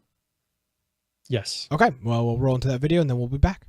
About 3 months ago, yours truly broke a story on this channel about a new game from Facepunch called Moss, and if you're not one of the 240,000 people who've watched that vid, then I'll just recap for you. The idea behind Moss was to take the systems that had already been developed for Rust, so that's the world, graphics, base building, crafting, characters, etc, and use them as a platform, a springboard if you like, to create a brand new game. Basically, it would be a medieval fantasy version of Rust that would both feel very familiar, but at the same time, completely different. And man alive, did you chaps like the idea. Now, in the intervening time, so many of you have been clawing at your eyes for more information and saying to me, Shadow, please, when are you going to give us an update? If we don't get more screenshots and footage of orcs and hobbits and elves and things like that, we're going to die. Well, I hear you, and I've wanted to give you a nice juicy update for a long time, but the problem is, most of what's been going on has been very much round the backside and focused on trying to build a stable game that's fun and that actually works. I've been keeping in touch with Peter at Facepunch, who's been very patient with me, I must say, and posting whatever snapshots I've been given on my social media for you, but as for anything worthy of a decent update, well, there just hasn't really been enough, and the question of whether the game would even actually come to anything was always hovering in the background. However, the time has now arrived to give you some very positive news, and the first concrete thing that I can tell you is that Moss is no more. And that's because the name's changed. In my original video, I did say that Moss was just a working title and that it could very well change, and although it was a good name, which a lot of you liked, sadly it turns out it had already been nabbed by another company for a VR game about a mouse of all things. Ugh. Anyway, after much deliberation, a new name has been decided on, and the game formerly known as Moss is now Ruin. Which, to be honest, I think's even better, and is rather genius, actually. I mean, it's only 2 letters away from Rust, means the same thing, you know, decay, but it kind of reminds you of some sort of crumbling medieval castle. And just look at that logo. Sexy. But as if a new name and logo wasn't official enough, just a couple of days ago the game received its very own section on the Facepunch website. This includes a blog, which is currently empty, but which will be populated with dev blogs at some point, a forum where a number of new screenshots are being posted, and which I shall show you in just a moment, and a commits list, which, if you're having trouble sleeping and want something thrilling to read, stretches all the way back to July. In addition to this, there's also a dedicated subreddit, which is already starting to fill up with suggestions, such as Heads on Pikes, which incidentally Peter instantly agreed to add. You see, that's what I'm talking about. And over on the main Facepunch website, there are now 5 staff members listed as working on the project. So I think it's safe to say that Ruin is definitely going ahead. Oh, and I will put links to all of the pages I just mentioned in the description, of course. Just last week, the team at Facepunch took part in an internal playtest, and as well as their other prototype games, they jumped on Ruin and gave it a test drive. Gary then posted this action shot, which should give you some idea, but please note, most of what you see here, such as the village they're in, is just placeholder. In fact, to give you an idea of the current progress from the air, the testing area is basically just a small walled-off section of Savas Island, so there is still some way to go. As for the world, it's too early to say much about what it'll be like in size or composition, but already it's starting to diverge visually, with new trees, white beaches, some different types of ground cover, and fields of wheat. Good to see assets from Rust being hijacked too. Something else that recently worked its way in was Auroras, if you remember the brief time when they used to be in Rust, but they suit Ruin much better, it must be said, and the nights do seem to be a bit easier to see in, which is a nice change. Or maybe that's just me, I'm not sure. Now, as well as the town, and talking of which, the portal you see here is actually a test for a teleportation device, which is cool. There's also a graveyard/dungeon that I do, as it happens, have some footage of, although it's quite dark, but you get the idea. Now, while that's playing, as I have mentioned before, Ruin is going to feature a lot of NPCs, both friendly and hostile it seems, and this could give players much more to do than simply murdering each other. They'll be able to murder AI as well, and besides this, there will probably be some sort of hard-coded guild or faction system which will allow solo players to ally themselves with others, if they want. Now, because this is a fantasy game, base building elements will look different from in Rust, and as you can see from some of these dungeon shots, we can hopefully expect some sort of rough-hewn stone architecture, wall torches, and metal portcullises, for instance. And talking of NPCs, here's one with a face only a mother could love, although do bear in mind that he's only an asset from the Unity store and visuals could well change a lot. No game like this is complete without giant spiders, with ominous screen lighting, naturally. But the most exciting thing, and a no-brainer if you think about it, is that the attack chopper from Rust has been reworked and turned into a dragon that shoots flame. Will he be able to burn down your wooden shack? Most likely. Will his lust for loot make him go after players with a large hoard of goodies? We'll have to see. You've probably noticed that the UI is similar to Rust, but laid out differently and with a different art style. And looking at some of the menu shots, it seems there'll be no shortage of variety when it comes to things to eat, or indeed drink, with brewing your own being a definite thing, thank goodness, and even desserts. Plus, cooking food is going to look a lot more appetizing with a pleasing flame effect rather than just a static symbol. I have been told that pies will be on the menu too, and there'll be a riot if they're not. Certain mechanics that have been confirmed are the ability to use shields and parrying. Magic also has been discussed, but right at the moment it's not 100% definite, so don't get your hopes up on that just yet. Now, unfortunately, I don't really have too much more to share with you right this second. There's no date for beta testing or anything like that, but I am massively excited for this game, and you can be assured that whenever I'm allowed to, I'll be straight in there like a rat in a baker's wheelie bin, rummaging through the fancy loaves for slices of hot Ruin sandwiches. As the game is now official, you have my full permission to board the hype train, and the best thing, if you want to keep up to date on the project, is of course to sub to the channel here and join me on the social media of your preference, be that Twitch, Twitter, Facebook, or my Steam group. I'd also recommend bookmarking the subreddit and the forum, and as I say, all the links will be in the description. I hope you've enjoyed this short but important update. Leave a like and a comment to show how you feel, and I shall catch you very soon, of course, but in the meantime, keep calm and stay ruined. Stay ruined. I love it. Absolutely love it. That's Shadowfrax really does have a very good he's very sarcastic, which of course I appreciate, as this will come as a shock to many people. I'm very sarcastic.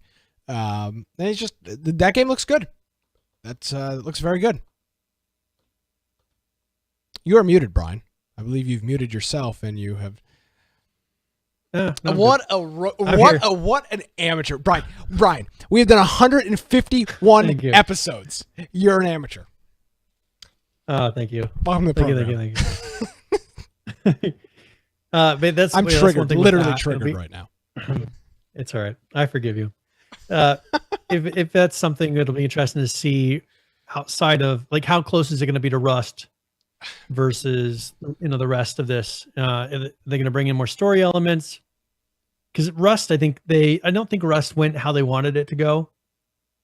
No, no, I don't think so at all. So 14-year-olds this is making an penis opportunity- jokes and killing people. I Yeah. do not believe is the way that they wanted Rust to go.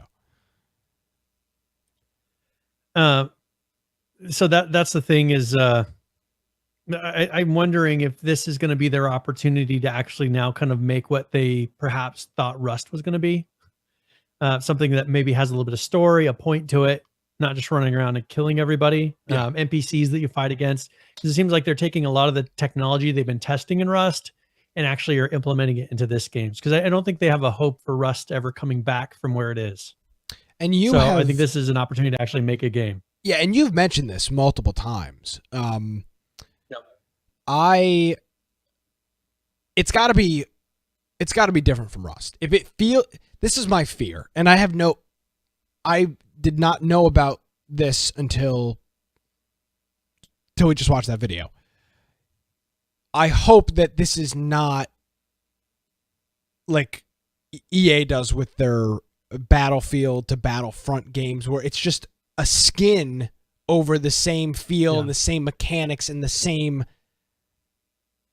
concept. That's not what I want. Yeah.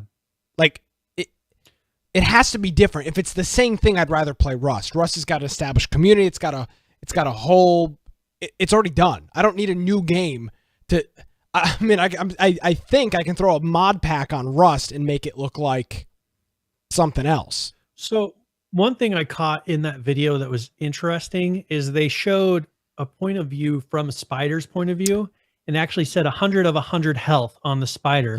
So it looked like you could actually play the spider from what I was remember gathering where that from was?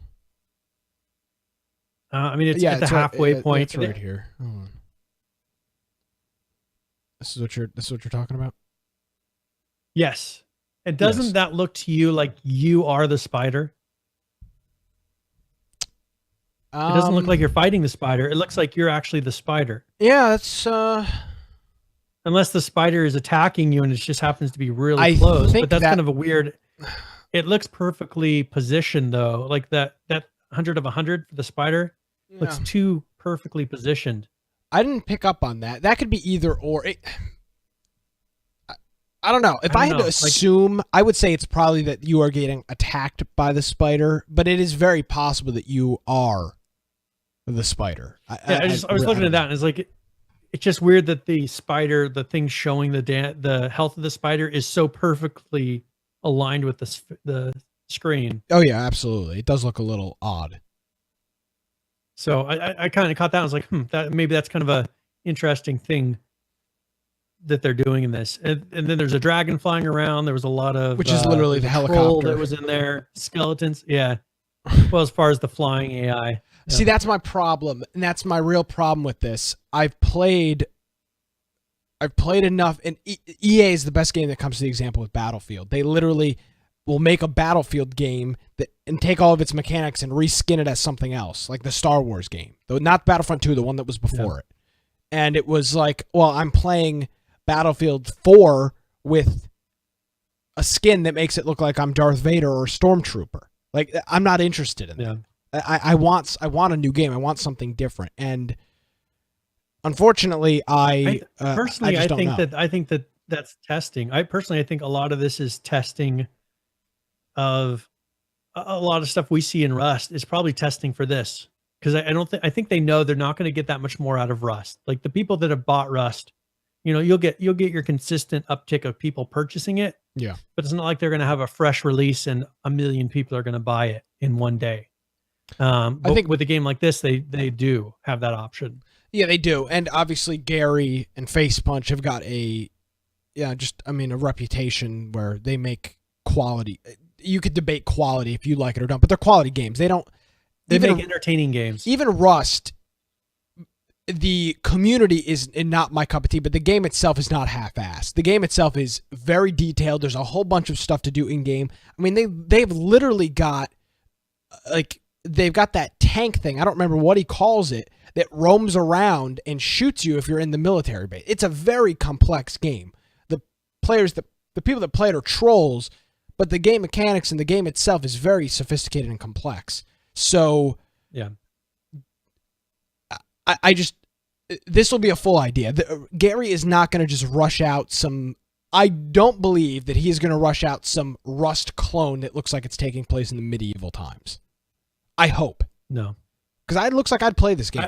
I think there's going to be actual mechanics. It looks like there's going to be actually more mechanics to this than there are in Rust. I mean, from the get-go, just from seeing a few of the shots. And that's the thing, is they start to release more and more information about it, we'll know a lot more.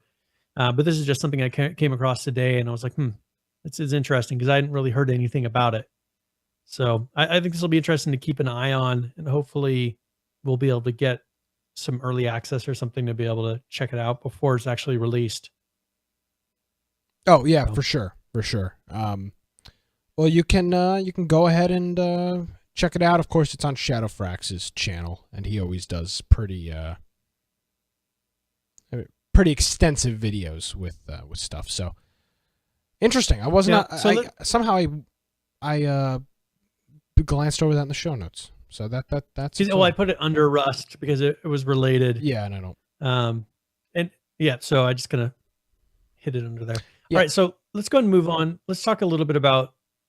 Do you have a preference? You want to talk about DayZ really quick? Yeah, I do. I do. DayZ, the Arma 2 mod, the greatest thing ever. More fun than you could believe. Literally built a contraption to hold the W key down on my keyboard so that I could run up to the military base. Loved DayZ. Everybody loved DayZ. It literally, in my opinion, spawned the survival genre that we're currently living right now. The DayZ mod for Arma 2. Yeah, the initial zombie survival, but then which branched into, once people got over the whole zombie craze, to the actual open world survival that we see now. Yeah, I am of the opinion, I'm of the belief that DayZ and Arma 2, the mod combined, really is what started why we have games like Ark and so on going forward. Now, Ark maybe not so much, but I think they all I think all of those developers, this is what I'm trying to say. Anybody that made a game after that had played DayZ, the Arma 2 mod. Literally everybody was playing it. So some ideas were picked and taken from the Arma 2 mod. The standalone has been nothing but an absolute dumpster fire since day one. It still does not have features that even at this point, it still does not have features that the mod had. And the mod was literally popular in 2011. I mean, we're talking like 6 years ago, 5-6 years ago when this mod was at its peak, 2011, 2012. Yeah. Still doesn't have some of those features. There really isn't any update. They just continue to do these little things over and over again. And the big thing that what we were supposed to have is our 1.0 beta release this year. That was the plan. But as we sit here, it's December 5th, and it's not a surprise. We covered this last year and the year before. Nothing gets done between Thanksgiving and Christmas, mostly in the U.S. And I believe most of the development team is outside of the U.S. with this game. But nevertheless, it's just not a popular time for things to get done. People are taking vacations. It's just not a very good time of year for stuff to come out. Couple weeks till January.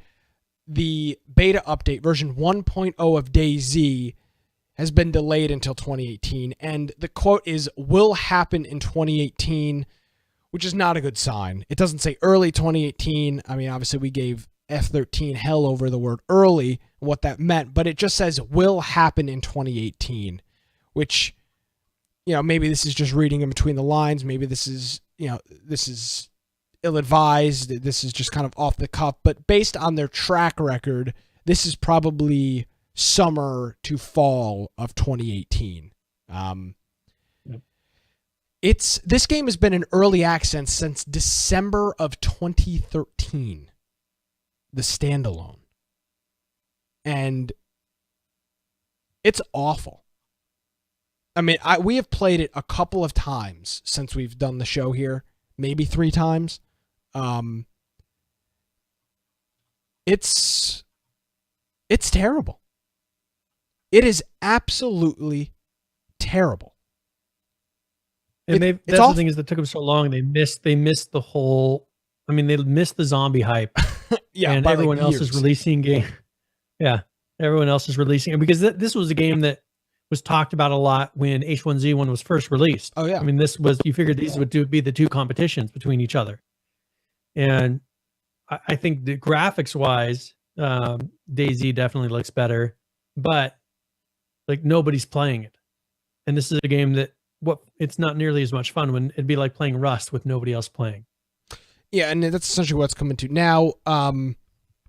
Obviously, there are the little sects of people that are playing. Like you've got little communities of people that play it religiously, and that works. But I think they have a very hard issue with people breaking into the game. For example, we've tried it a couple of times. It's impossible to jump onto a server and play.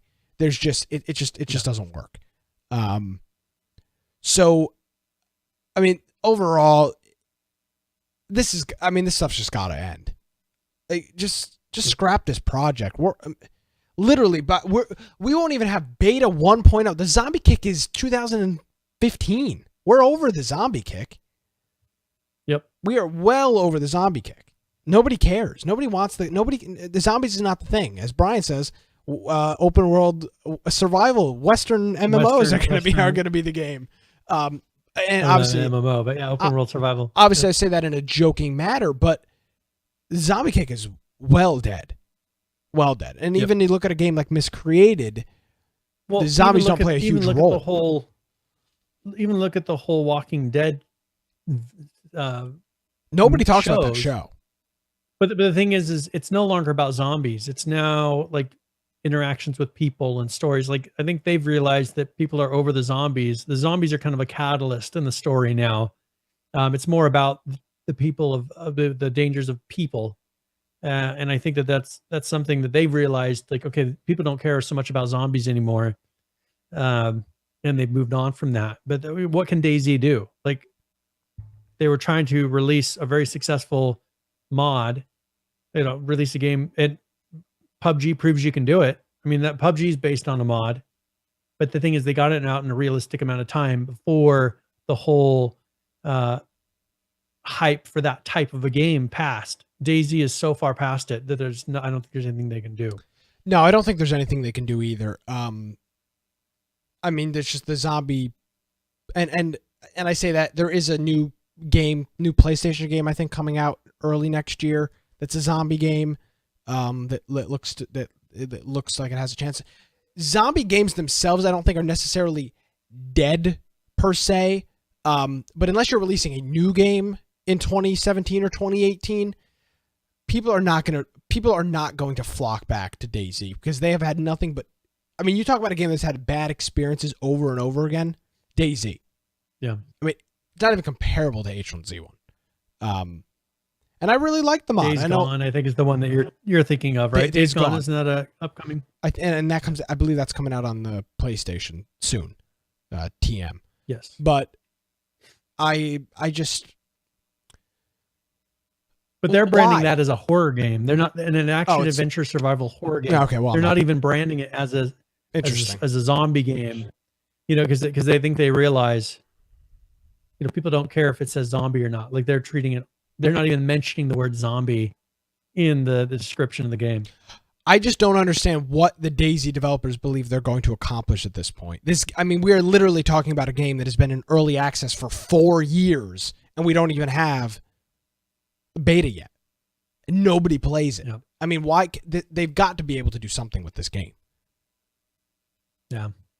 I mean, maybe it'll be something similar to where... Well, then they have that other game they're working on, that space game. Yeah, but... I wonder if it's going to be something similar to where they're just kind of transition over, because I don't think they're going to make their money back on DayZ. Well, they've already made their money back because everybody bought it. I mean, they made their money, but I don't think but if they keep development on it, they're just going to waste the money that they have earned up on it. Well, and that's what's so interesting. They're going to transition that into another game. Because as I read the post on the website, it just will happen in 2018. I don't know. I really don't know. And they, you know, they release these updates, these status reports every once in a while, and we just don't cover them because it's just nonsense. It's just they're working on. It's just them talking about things. They're not actually saying, "Here's things we've improved in the game." Well, I disagree. About, we want to do this. We want to do that. Is what I gather out of their notes. Some of it is that, but then in the same, they work on the smallest detail. They work on fixing all of these little things when they have a game that at its core, I believe, and again, I'm not the source for DayZ news. I get it. We don't follow the game as well as somebody else, but I've played it enough and enough times to know that every time I've played it, it's been an absolute and utter disaster. It's just not been fun. You can't get together with people. You're constantly starving and dying. I get it's a hardcore survival game, but it's literally, in my opinion, unplayable unless you constantly play it. I don't see. As Ross says, it's an unstable nightmare. I, honest to God, don't know what their plan is with DayZ. Scrap it and put your development into something else. But what I hate is that they're keeping people on the line for 2018. We're gonna beta. Let me steer the fishing rod a little bit more. It's gonna happen in 2018. Make up your mind. Yep. Make up your mind. Well, and I think I don't know that we'll ever cover it because I just don't know that this is going to go anywhere. And that's what we don't. I mean, these updates are recovering. They do very significant. I mean, these things are long. I mean, if I was to print this update out, this would probably be 2 or 3 pages, 4 pages worth of paper. Yeah. But there's nothing on here. Performance, stability, control, balance, modability. I mean, who cares? It's to-do lists and stuff. And I'm glad they keep people up to date.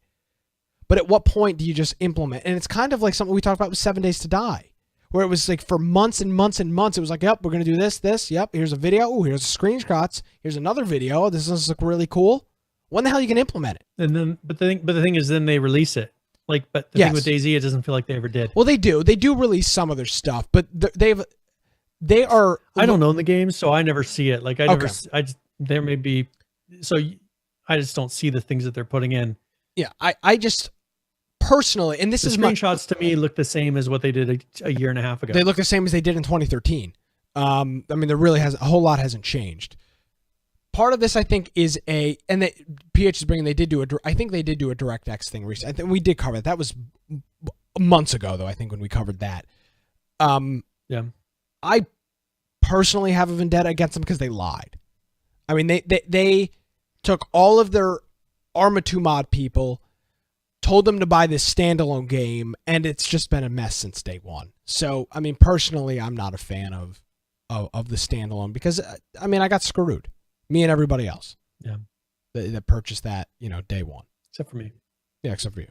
Out of the one game you don't own. You own 11,000 games on Steam, but you don't own DayZ. You recommended that I didn't get it, so I did. Yeah, and I still would recommend to anybody watching this show right now, do not buy the DayZ standalone. You are better off flushing $45 down the toilet. You have more enjoyment flushing $45 in $1 bills down the toilet than purchasing this game. Yep. Or burning it on the street, or putting it down the garbage disposal, or just ripping it in half. You have much more enjoyment than playing DayZ, and it may take you longer to flush those 45 ones down the toilet than you have playing DayZ. Can you tell I personally am a fan of the game? Yep, you love the game. Yeah, big fan. 10 out of 10. Yeah, I give that a Nick Craig 10 out of 10 on that. All right, so let's do one more thing. Actually, that's the game giveaway. Yeah. So, and one thing I want to talk about next week is there's a lot of updates with the Black Death. Okay. So we kind of skimmed over it last 2 weeks. So next week they have a pretty significant update. Maybe they'll have another one, but that's something we'll cover next week. Also, the Islands of Nine next week. And Unturned has another update, so we'll have that in our show notes. You're more than welcome to go check it out. All right, so let me go ahead and open up the raffle so people can actually enter. This will be another 30 points raffle, exclamation point giveaway in chat. And I'm going to be giving away a copy of Endless Legend, or sorry, no, wrong one. The Incredible Adventures of Van Helsing Final Cut. I was looking between two. So there'll be Incredible Adventures of Van Helsing Final Cut, and this is a game that is $45 right now, pretty much $44.99 on Steam at the moment. And then this is a RPG action adventure hack and slash indie game, and actually has multiplayer in it. And I'll put a link for Steam. You're more than welcome to go check it out. All right. So exclamation point giveaway if you'd like to enter for that. Do you not want to cover anything else? You want to go through the Unturned update quickly, or the Black Death or Islands? Do you want to do any of those quickly? We still do have a couple of minutes. So let's go ahead and go over the Black Death really quick. Okay. So this one's called the Kingdoms update. This is version 0.21. Okay. On here, they're really focusing on social and community aspects of the game, as well as they put some bug fixes in there, optimizations, and some of the different requested features, such as further female customization. So this week they added a bunch of new heads to the female character, so you have more variation with that. So they have 8 new female heads, 6 new female hair options, and 1 new female body with 5 variants. And on here, they added a new dynamic map that shows point of interest, locations, house areas of influence, and lists more powerful players on the server, because it's one where you actually buy houses and you can control and you get influence based on how well you do on the server that everyone else can see. They reworked the whole chat system in it. Also, the Kingdom of Frostfall is now purchasable, so inside of the game, so someone can actually buy. So they have it to where you can buy at first a little shack, and you can buy different upgrades, bigger buildings up to a whole, like a castle type of a thing. So it's got a nice, a nice growth opportunity for people that really get into the game. And then, as I said, more optimizations and tweaks, and then a lot of fixes. They added some new loading screen images. They added Discord integration into it. They updated some of the hair shaders and things like that to make that look better. And they said that they know that there's still an issue with some of the AI footstep sounds not showing up, and they're working on that. And also benches, chairs, and stocks will now not be usable in this build, but will be reintroduced in future builds. So definitely, this is that one that, if you don't remember, it released and there was nothing to do in the game, and they've added quite a bit, and they've been being very solid about their updates. Like when they put an update in, they're putting some pretty big things in there. They're not just doing little itsy bitsy updates. They're putting pretty consistent and decent features into this. So I laugh because definitely a game that's worth getting. I laugh because I remember when Brian bought this, I think he called me on Skype or sent me a message on Skype, it was like, call me. And I called him and I was like, hey, what's up? And he's like, I'm playing the Black Death. And I think maybe we shared screen. And he's like, there's literally nothing to do. Like I cannot interact. I can just walk. There is nothing for me to do in this game. I was like, wow. It was the true walking simulator. Yeah, like you thought there's nothing you could do. You thought the Arma 2 mod was walking simulator. You could not interact with anything, even if you wanted to. Doors didn't work. Yep. It was bad. And unfortunately, this game was in a position with a lot of other games where I believe, I don't know this, I don't believe Brian knows this, they ran out of money and they just had to do a cash grab to try to get to fund the set of development. Funding to be able to continue the development. And it's tough. I get it. I get it, but first impressions matter. First impressions, absolutely matter. I mean, in everything. When you're getting a job, I mean, first impressions just matter. So just keep be aware when you're playing these games, especially when you're looking at the Steam reviews. Have the reviews recovered on this game? I want to take a look real quick here. The Black Death. It's still mixed. So on here. They're mixed. So the recent is mixed, which is unfortunately going to be extremely. So looking at the overall, there's just 3 shy of 900 overall reviews, and 61% of those 900 reviews are positive. That's a lot to overcome. So now the interesting thing is here, here's someone who says, I know you see this said about every early access game. He gives a not recommended thumbs down. He's got 3.5 hours playing it. He says, I know you see this said about every early access. This game has a solid potential. I find this rings true in this game.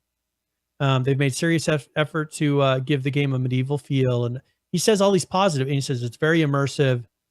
He says all these positive things about it, and then he gives it a thumbs down.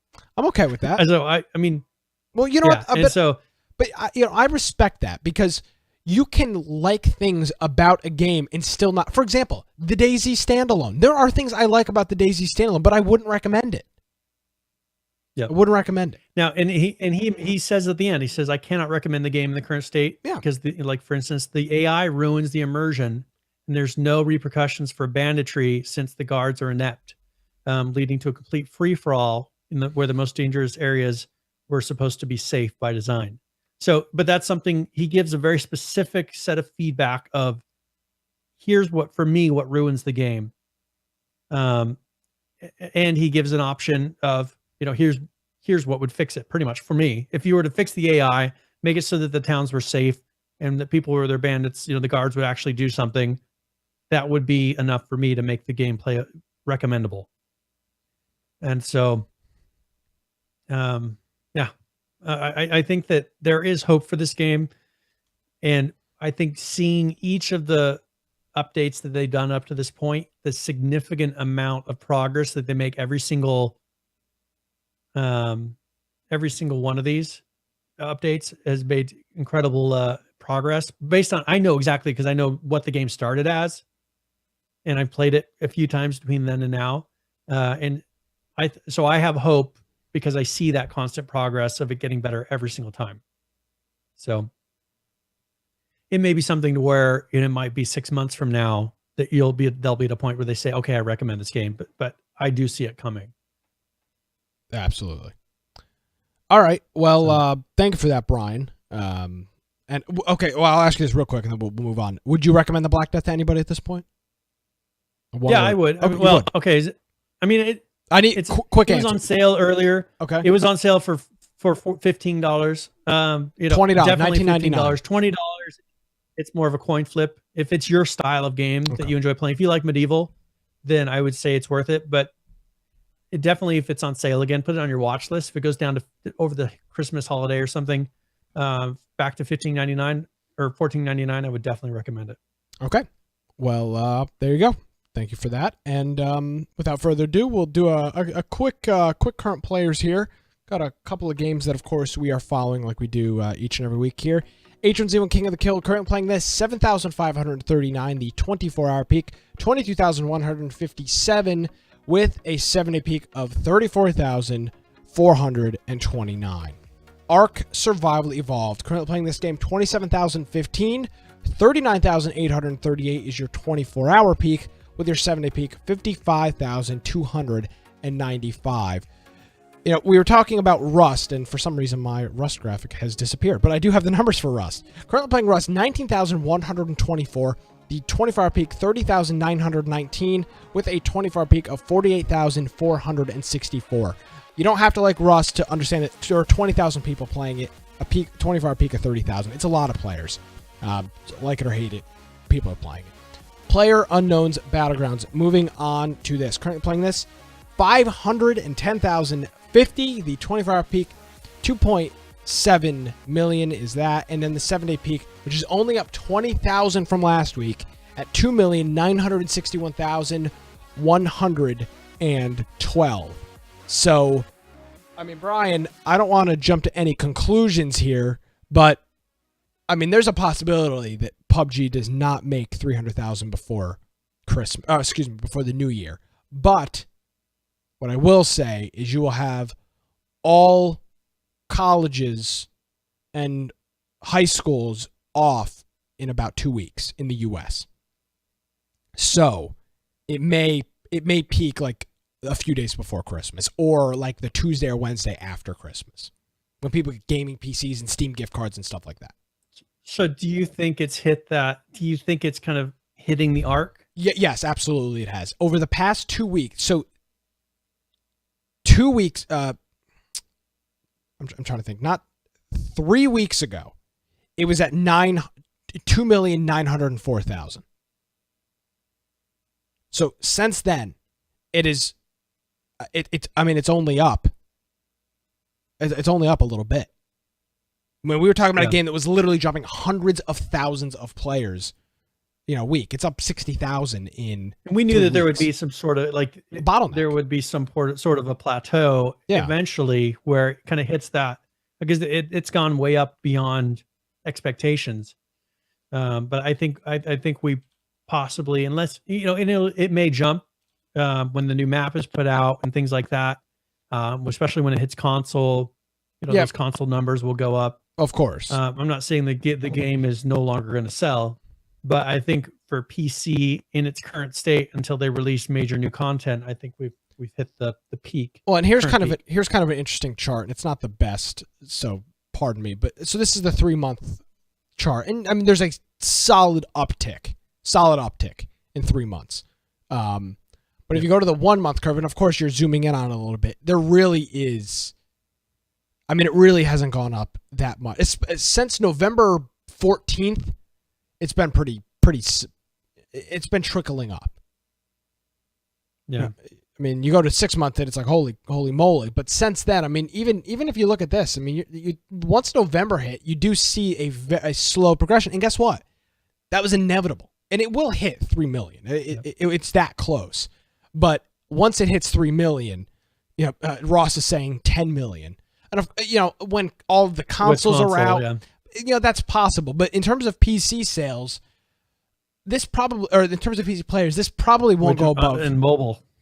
Oh yes, and mobile in China. This, I mean, I don't see this getting much above 3.25, 3.5, at least in the future, without something big. Now, of course, when they release a new map, like the desert map or the snow map, you may see a huge jump. And then it'll probably, because I mean, this is what is interesting, because the game has grown at such a steady clip. There has yet to be that bump update like you see in Rust, Ark, H1Z. When they release a change, you peak for a week, and then you just kind of flatline back down. We haven't seen that yet in PUBG, because every week it's gaining hundreds of thousands. Look at the Twitch viewers, though. Like, take a look at the Twitch viewers. That was that red line at the bottom. Yeah. And if you look, it's kind of consistently downward. I mean, but not very slightly. Yeah, it you're seems right. like it's just consistently a slight downward it used to be in the trend, even though the number of players is growing. And I think a lot of that has to do with the fact that almost all of these are Chinese players. They're not generally watching Twitch. They're watching on other things. That is a very good point. I think if you were to see an American, or the American purchases of the game, it would probably be much less of a gradual, it'd be a gradual rise, and not that spike that we see, from however many months ago. And I think that then you would see, the Twitch viewers is just kind of trickling down. Like, I think all of that growth that you see is pretty much China. Yes, that is. But there's not a huge amount of American growth. So, and I think the Twitch viewers, generally people, if they're interested in the game, would go, and if they were interested in it, maybe check it on Twitch. But the fact that it's been going down ever since the game released, I just don't, it shows that it's a different audience. So. Yes, absolutely. All right. Are we ready to roll into tip of the week? Yes, sir. All right. Tip of the week is where I go through and either give a general gaming tip or a specific one for a specific game. And this week it is going to be The Forest, which we're going to be playing on Friday Night Game Night. So this is tip of the week.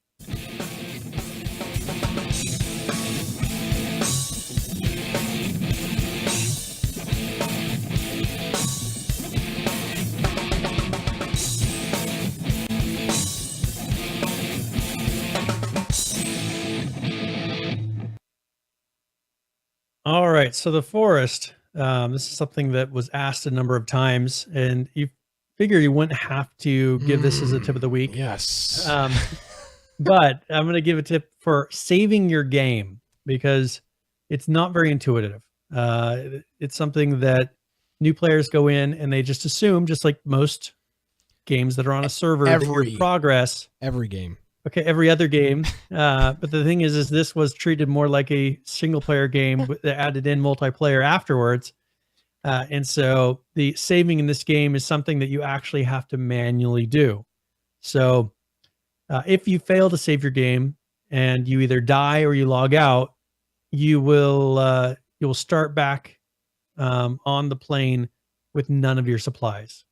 So initially, when you start this game, you get a kind of like an axe type of a weapon on the plane, and some different things that you pick up when you start. Well, those things go away. Like you lose it altogether if you don't save your game. So what I encourage you to do is go to a tent or go to the boat. There's a boat that's out offshore that's kind of partially sunk, or you can build a house.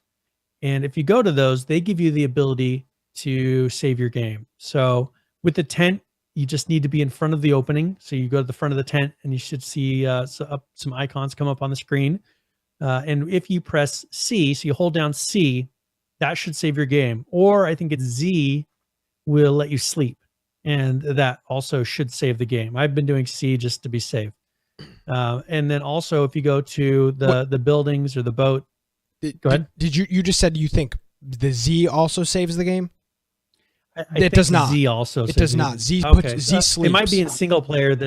I think in single player it saves, because when you sleep, I think it saves the game. It because I slept multiple times and the game did not save. And so it you didn't have save to it. you have to press Okay. C. Okay, so in multiplayer, if you're playing on the server, hold down C. And if you're inside of a building, you should see these icons. You may have to face the center of the building, but you'll see these icons come up as well. And one thing, just as an extra little tip here, Ooh. if you are in a multiplayer game and you have 3 players go inside of one of these buildings and sleep at the same time, it gives you the ability to skip the night. Yes. So if you don't want to go through the night, you can go through and have 3 players at the same time, go sleep, and then it skips the whole night sequence and will start you back out at morning. And I don't know, that may, if you do successfully do that, that may save the game. It does not. I don't know. No, it doesn't. No, Okay. because So- it's the entire server has to sleep, not just 3. No, well, we had it. Well, I had it where it was 3. We've done it with 3, even though there are more people in the server before. Okay, so nevertheless, Or, it doesn't. or in the hosted game.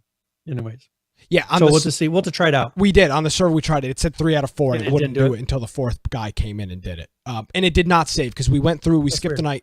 night. I did it personally 3 times. We skipped through the night by sleeping, kind of like Minecraft does or whatever. And it did not save my game until I logged back in and said, Yeah. "Where's all my stuff?" And it was like, "Oh, did you hold C down to save your multiplayer game?" Like, no, I thought that's why I was playing on a server, so I didn't have to deal with that crap. But Yeah. rookie mistake. Should have Yeah. listened to the tip of the week. If only the tip of the week was last week, would have been good to go. I know. But now Well, everybody now, knows for Friday. now we know. Now when we're going to Friday night game night, and everyone, if they come and say it's losing all my progress, we know that they didn't make it through the show to the tip of the week. you and we didn't, can you didn't get the catch tip. them on it. Yeah, just the tip. It's all you need. Yep. Thanks, Ross. Boom. All right. So, anyways, so we'll see how many people complain about that. Yes. All right, and that is tip of the week. That's how we end it. So, all right, so let's go and do this. I gotta put it in there. People will think it's weird that I didn't say it. All right, so let's go and we'll end with the raffle here really quick. Toasty Dosey won again. Toasty Dosey really won the game. So we had a whole bunch of people actually enter the game Yes. saying that if they won, they would give it to Toasty Dosey. Rigged. So rather than re-rolling and having one of them win it and give it to him, we'll give it to him. There you go. I think that's a great idea. And Sarah mentions, Brian, you need a bonus tip. This Left is a 4 Dead. $45 game. Well, there you So- go. Congratulations. The bonus Okay. tip is pick up your med kits in Left 4 Dead 2. Would you recommend that to be a...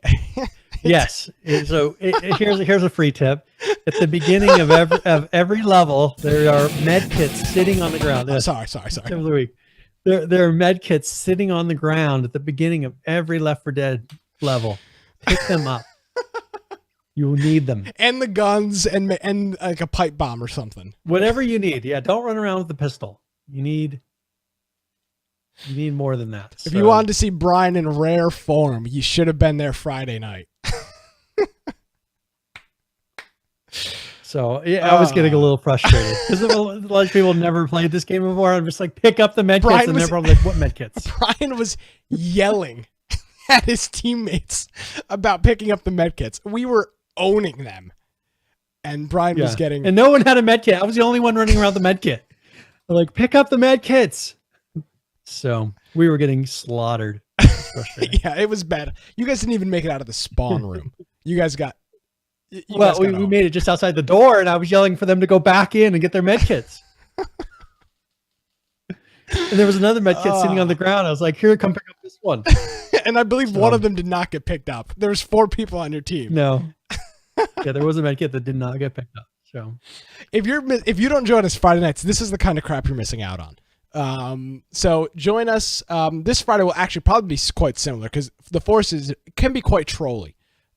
So join us. We'll be playing the Forest. It's going to be 8 p.m. our new time, 8 p.m. Eastern, for the Forest. Join us. It's I think it's $20, maybe $15, $25. I'm not sure. It's somewhere in that ballpark. it was on sale, so hopefully some people picked it up. Yes. So absolutely. Join us for that. Join our Discord. We'll be playing that Friday night. We'll be testing out the new server. That'll be a lot of fun. And everybody will be there. I'm sure we'll be having a good time. So, Brian, anything else? Where can people find you on the interwebs? And by the way, I like your painting that you have on the background there. Thank you. A nice a tree with some birds in it and leaves, and there's some leaves falling on the right hand It side. looks good. So my wife painted that one. It's beautiful. Tell her I said that. She loves me. Thank you very much. I will tell her that. She appreciates you. Yeah. So if you want to find me at Boise Computer on Twitter, more than welcome to check out my blog, biteoftech.com. Of course, that's with an I. Also, if you're not a part of our Discord, I encourage you to go there, click the link on our website, join server. It's a green button, and join the Discord.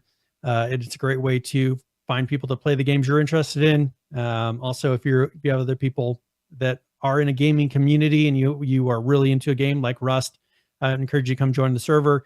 And then we can possibly start servers up for people like that so that they'll have an infection server that they can enjoy for themselves. So come join us on our website. We also have our Steam group on there, has notifications before the show starts. So if you'd like to try to catch a live show, be a part of some of the raffles, interact during the show, give some input. Also, we have links to all of our different podcast apps and our YouTube channel, our Twitch, our Twitter, all of it's on the website. Also, if you need to contact us, contact infectionpodcast.com, and there's a contact form on the website. So go check it out. Thank you. Awesome. Thanks, Brian. Thanks. We'll see you next week, and of course, hopefully everybody checks us out Friday night. Follow us on Twitter at InfectionCast. Of course, you can support the show, infectionpodcast.com/support. We will get the server up here rolling, full with all of the servers we're going to run here probably after the new year. We tested it Saturday, worked. Hopefully this Friday night will also be another good test. Do you have something to say, Brian? No, I'm looking at chat. They're talking about there's too many partridges. Gadlaw says there's. Well, you must have not been looking at the video. I zoomed in. Too many. I saw you zoomed in. Okay. I was just looking at it. Yeah. In comparison to what he said. All right, this is what you're missing out. And if you're not tuning in live, which is of course we are late, Brian is most likely going to get in trouble. We are live. No, my wife has to be at work till 9:30, so I'm not in trouble yet. Infection Podcast. We're here live every Tuesday night. In the pre and the post show are arguably better than the show. So you can tune in live every Tuesday night, 7 p.m. Eastern on our Twitch channel, twitch.tv/Infection Podcast. It's a fun time. Chat's in there. You can win some games. You can give your input. We will read your comments. It will be. We're not doing an extended show. It'll be a good time. So. Thanks everybody. Got Call of Duty to play. Yeah, I mean, I got things to do. Gotta get 3 days worth of Call of Duty in. Important things to do. Yeah, very important things to do. Got a lot of work to do. So Brian, thank you very much, and we will see you Friday, and then we'll see you next week. Oh, and likewise for the Christmas show, if anybody has any ideas of bigger topics, like a large topic to cover, something that we could talk about for an hour and a half, send us a message on Discord, Twitter, email. Definitely let us know, and we'd love to cover that for our Christmas show. So, Brian, thank you very much. Thanks to everybody in the chat for tuning into the program this evening. Episode 151 of Infection. You can follow me on Twitter at Nicholas M. Craig. You can visit our website, infectionpodcast.com. Thanks for tuning in, everybody. We'll see you next time.